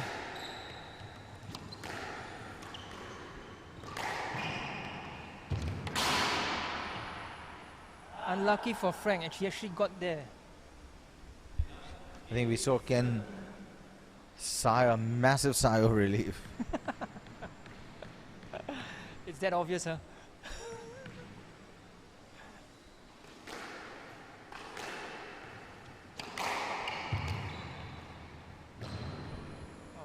Bows. And we're just a half step too late. So the game's still very tight. It can go either way. So let's see whether Frank sticks to his guns as well.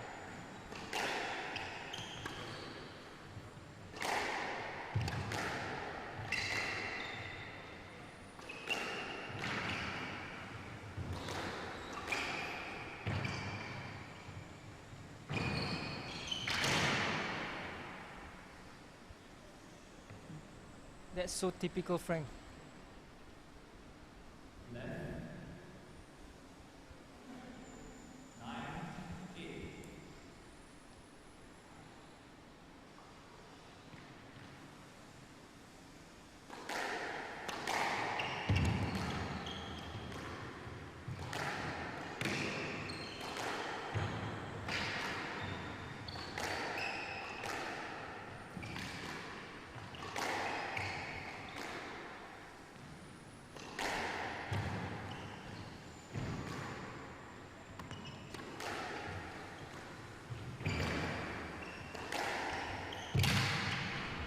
That's well played. Very well played. I think Frank is getting into the game, even though that rally really worked him. You know, he's doubling over.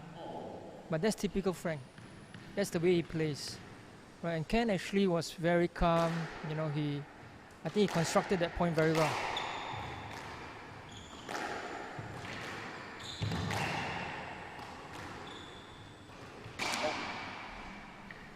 That was casual. Casual, absolutely no bending of the knee, just straight bodied. I also think, Sean, I was just wondering, I also think that Frank just seems a lot more comfortable when Ken's putting more pace on the ball. Yeah, I played Frank a couple of times, so he's one of those players that, you know, absorbs the pace of his opponents. You know, his swings are short, right? And you can actually see the different styles in both of them.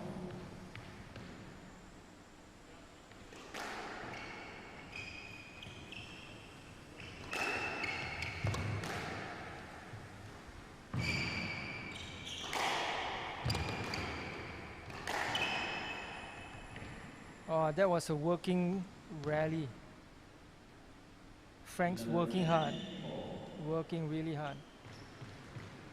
But actually, even though Frank is bent over, right, I think both players are tired. They are.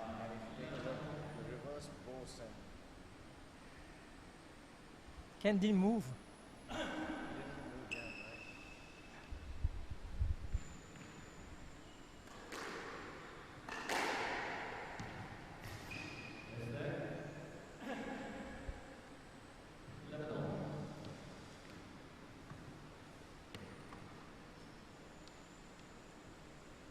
If you watch the body language of Ken now, right, you can actually see that he's actually quite tired. It's not as perky as the first game.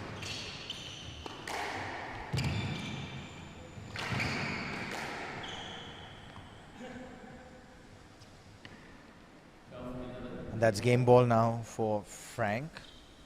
So this is a mental point.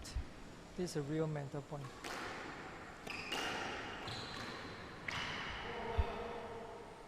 Nice nick. All right, we've got a match on our hands, 1 game all. So, you know, we were talking about the second game, and I think you can see that Frank actually came out, and you noticed that the point per rally actually went up. So Frank, right. You actually said that before the game. There's going to be a much more different game, and I think Ken did everything but win this game. So I think Frank has settled in a bit more as compared to the first game. So if Frank maintains this strategy, Ken has to change his strategy. So now Ken's strategy in the second game was he actually reduced the pace compared to the first game. He was actually driving it a bit higher, and it didn't really trouble Frank as much as in the first game. So let's see. I think maybe Ken in the third game, he may come out, and when the balls are 3/4 court or around there, I think Ken's going to go for a shot, right? I think he's going to force Frank to dig. But that's interesting, you know, because I think one of the things that Ken would need to do is actually keep Frank guessing in the rally. I think he's got to vary the pace. He's got to vary, he's got to be able to control, because as long as he's allowing Frank in, Frank's troubling him. As long as he's giving Frank a look in, Frank is troubling him. That's true. That's true. That's a very good observation. So I think you brought up a very interesting point. One of Ken's strengths actually is in holding the shot. And I think you're absolutely right. In the second game, Ken didn't do a lot of that, right? So hopefully in the third game, if he still has the lungs and the legs on him, I think if he can implement that strength of his, I think that will trouble Frank quite a bit. But I think that's the point you make, right? It's a question now. I think from here on, I mean, we've played 2 games. You know, squash is played in parts. It's going to come down to the lungs and the mental strength. You're right. So I think now what Frank is doing is playing psychology, jogging in the court, you know, showing that he's still fresh.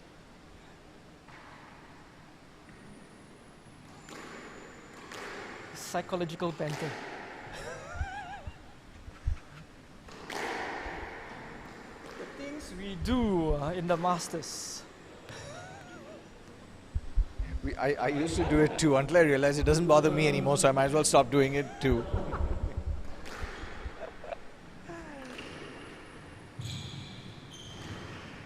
Nice.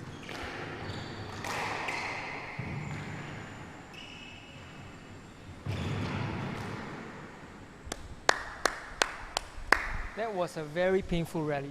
Yep. Very painful for both of them. Yeah, for both of them, because both of them were doing diagonals.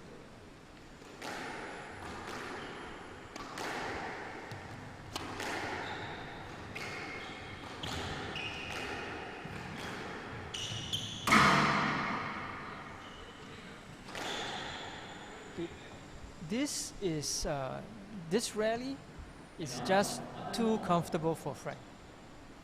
This is Frank's kind of game, right? And I think if Ken really wants to get into the game, he's got to play a bit shorter. Like that, absolutely, well done. Very nice shot. Because Ken's strength really is in the air. And if you can get Frank to actually lift it, Ken has a lot of strength up over his shoulders.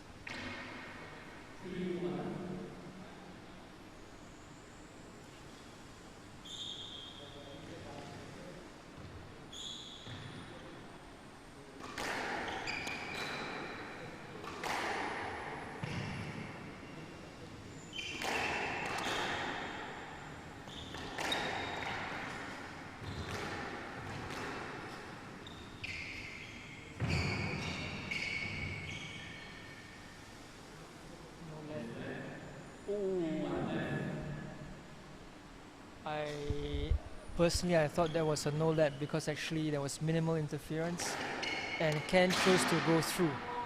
He should have played. I agree.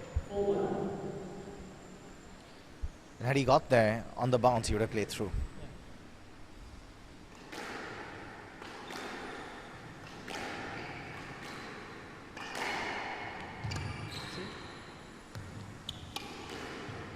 Nice.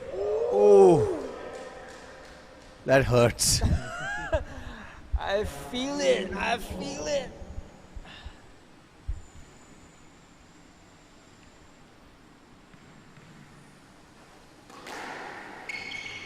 Oh, that's well done. I feel that Ken is constructing the points a bit better. I couldn't agree more. I really think so too. I think now it's really whether his legs can carry him through to the last point. And I think we're talking about how squash is played in parts, and I think one of the things that's happened is because of the way the face has been so well done. That's fantastic. Lovely stretch, last minute twist of the wrist. But one of the things I've noticed is that the way the game is played, they used to say squash is played in 3 parts, the first 2 games and then the last 3 games, right? But now I find what's happening is the set itself is being played in 2 parts, the 7 and then after 7. And I think it's got so much to do with what's required now of the fitness level of each player. That's true. I think, but maybe as we age, it's probably telling a lot more, you're right. And yeah. But I think there's a lot to do with technology as well. In those days when we played, Our rackets were heavier. We never really played with a double yellow dot, you know. But in this age, right, the pace of the ball has gone up. I think everything's changed. I mean, you take a look at it. Your shoes have changed. Your racket has changed. The ball has changed.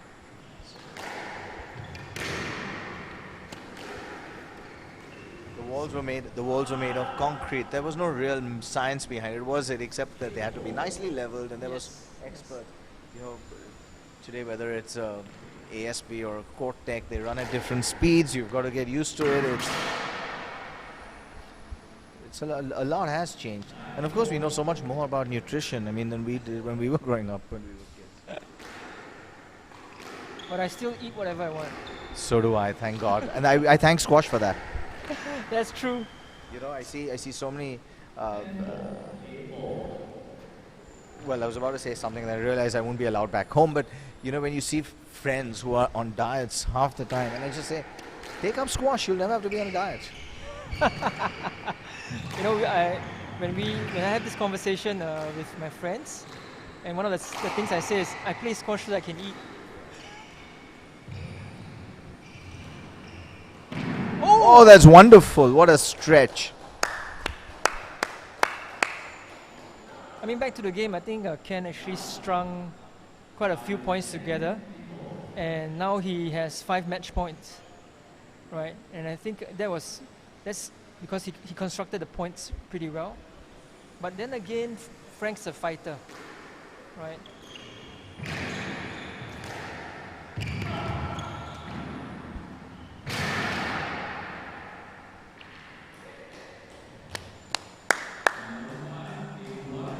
110% in every shot. Really incredible, absolutely incredible. So this is what I mean by this is the the grit of Frank. It's all up here, right? It's all up there, absolutely. So Ken's smiling now outside, but I think in his heart, in his mind, he'll be happy to get the next game out of the way. Because he doesn't want this going into 5. It's almost certain, So I think now it's going to the 4th game. If Kent or Frank had a coach, and if you were their coach, what would you be telling them? Well, I'd basically tell Frank that I want him to stay in the rally as long as possible. I'd like him to, like you said, keep going after every single ball. If I was Ken, I would simply tell him you need to pick your moments, and at that point you need to pick when you're going for the pace and but you need to pick your moments. You need to construct the point. You need to push Frank into the corners, and at that moment when you get your loose balls, that's when you've got to take your opportunities. And I think he's got to conserve his energy doing that, I feel. Right. I think Frank has to capitalize on his strengths. And I think if he's able to drag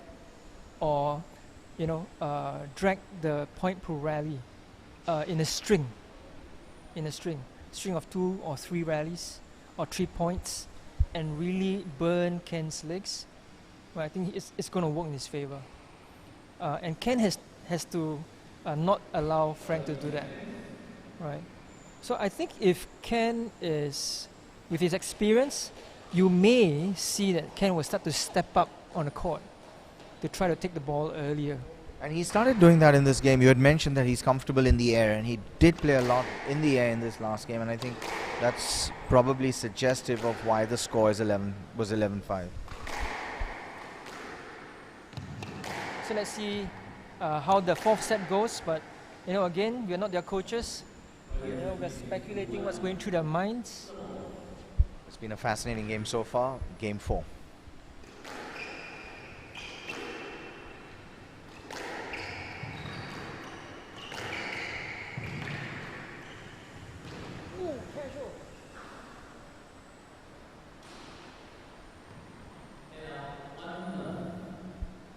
And then the other thing about the psychology is coming back when you've done something like. That's right. So it seems that in the first few points, the first 2 points, Ken's demeanor has switched off. He's gone walkabout,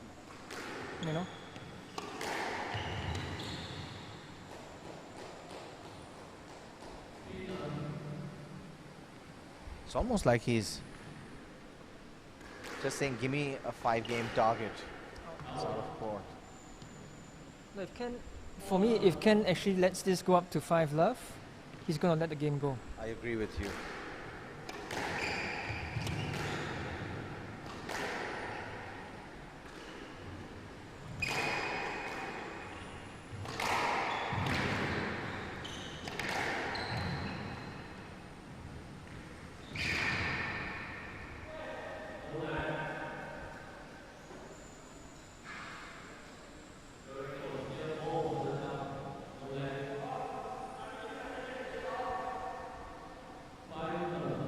Sense, I tend to agree with the referee. So do I actually. Ken really didn't make much effort to get to the ball. And he had room. He had room. I think if Ken had actually jumped for the shot, it would have been a stroke. Yeah.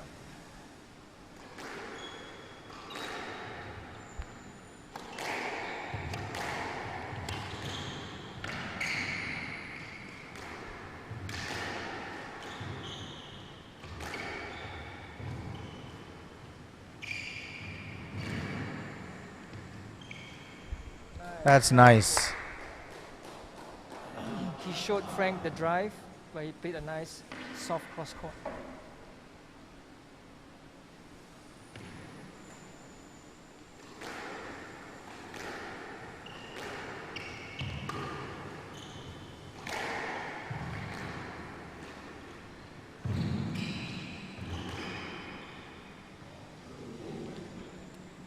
Unfortunate. I think it's safe to say that we look like we're going into a 5th. Yeah. But Frank's sticking to his strategy, which is keeping the rallies long, and working Ken on his fitness. So he's really going for attrition.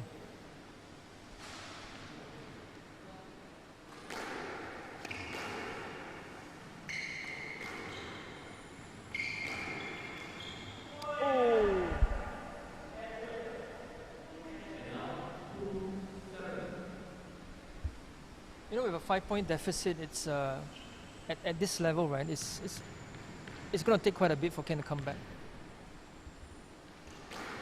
Oops.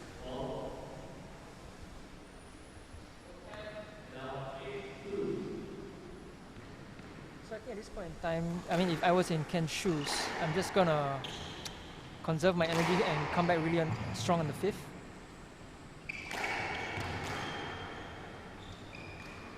Oh, wonderful shot.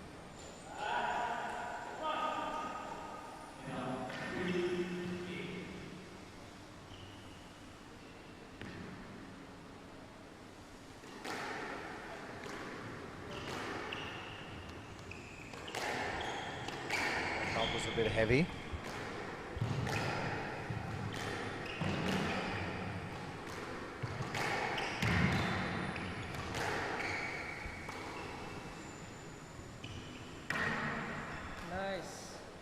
That's what you were talking about. We delay the shot and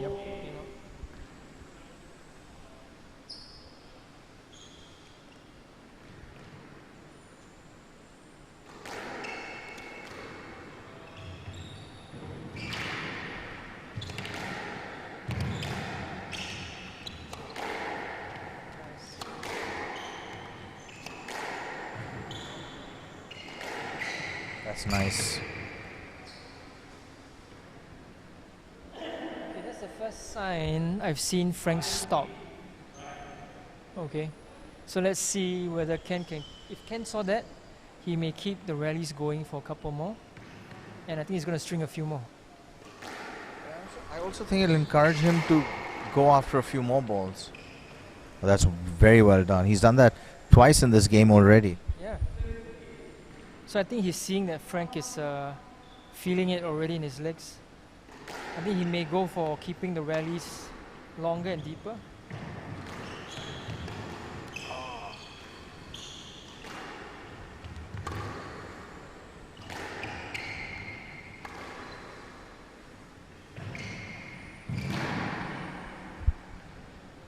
He got away with that, didn't he? Yeah, he did. But I think he purposely left the ball high so that Frank would move. I think that's pretty smart. It is, I agree.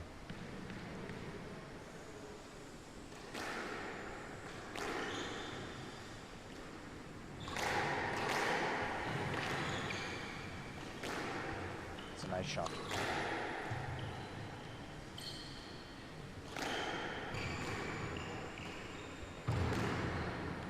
That's a stroke. So Ken is crawling every point back, point for point. So I think, I think in his mind, he thinks there's a light at the end of the tunnel. Keep this strategy going, right? Keep burning Frank's legs. Oh! Oh my God! He changed his mind at the last minute. He saw Frank backpedal. He saw Ken backpedal, and changed his shot. Came down too low on the ball. You're absolutely right. And I think now Ken has the lead. It's absolutely right. He's won. And the strategy Ken implemented is working because that is a tired shot. That is a very tired shot.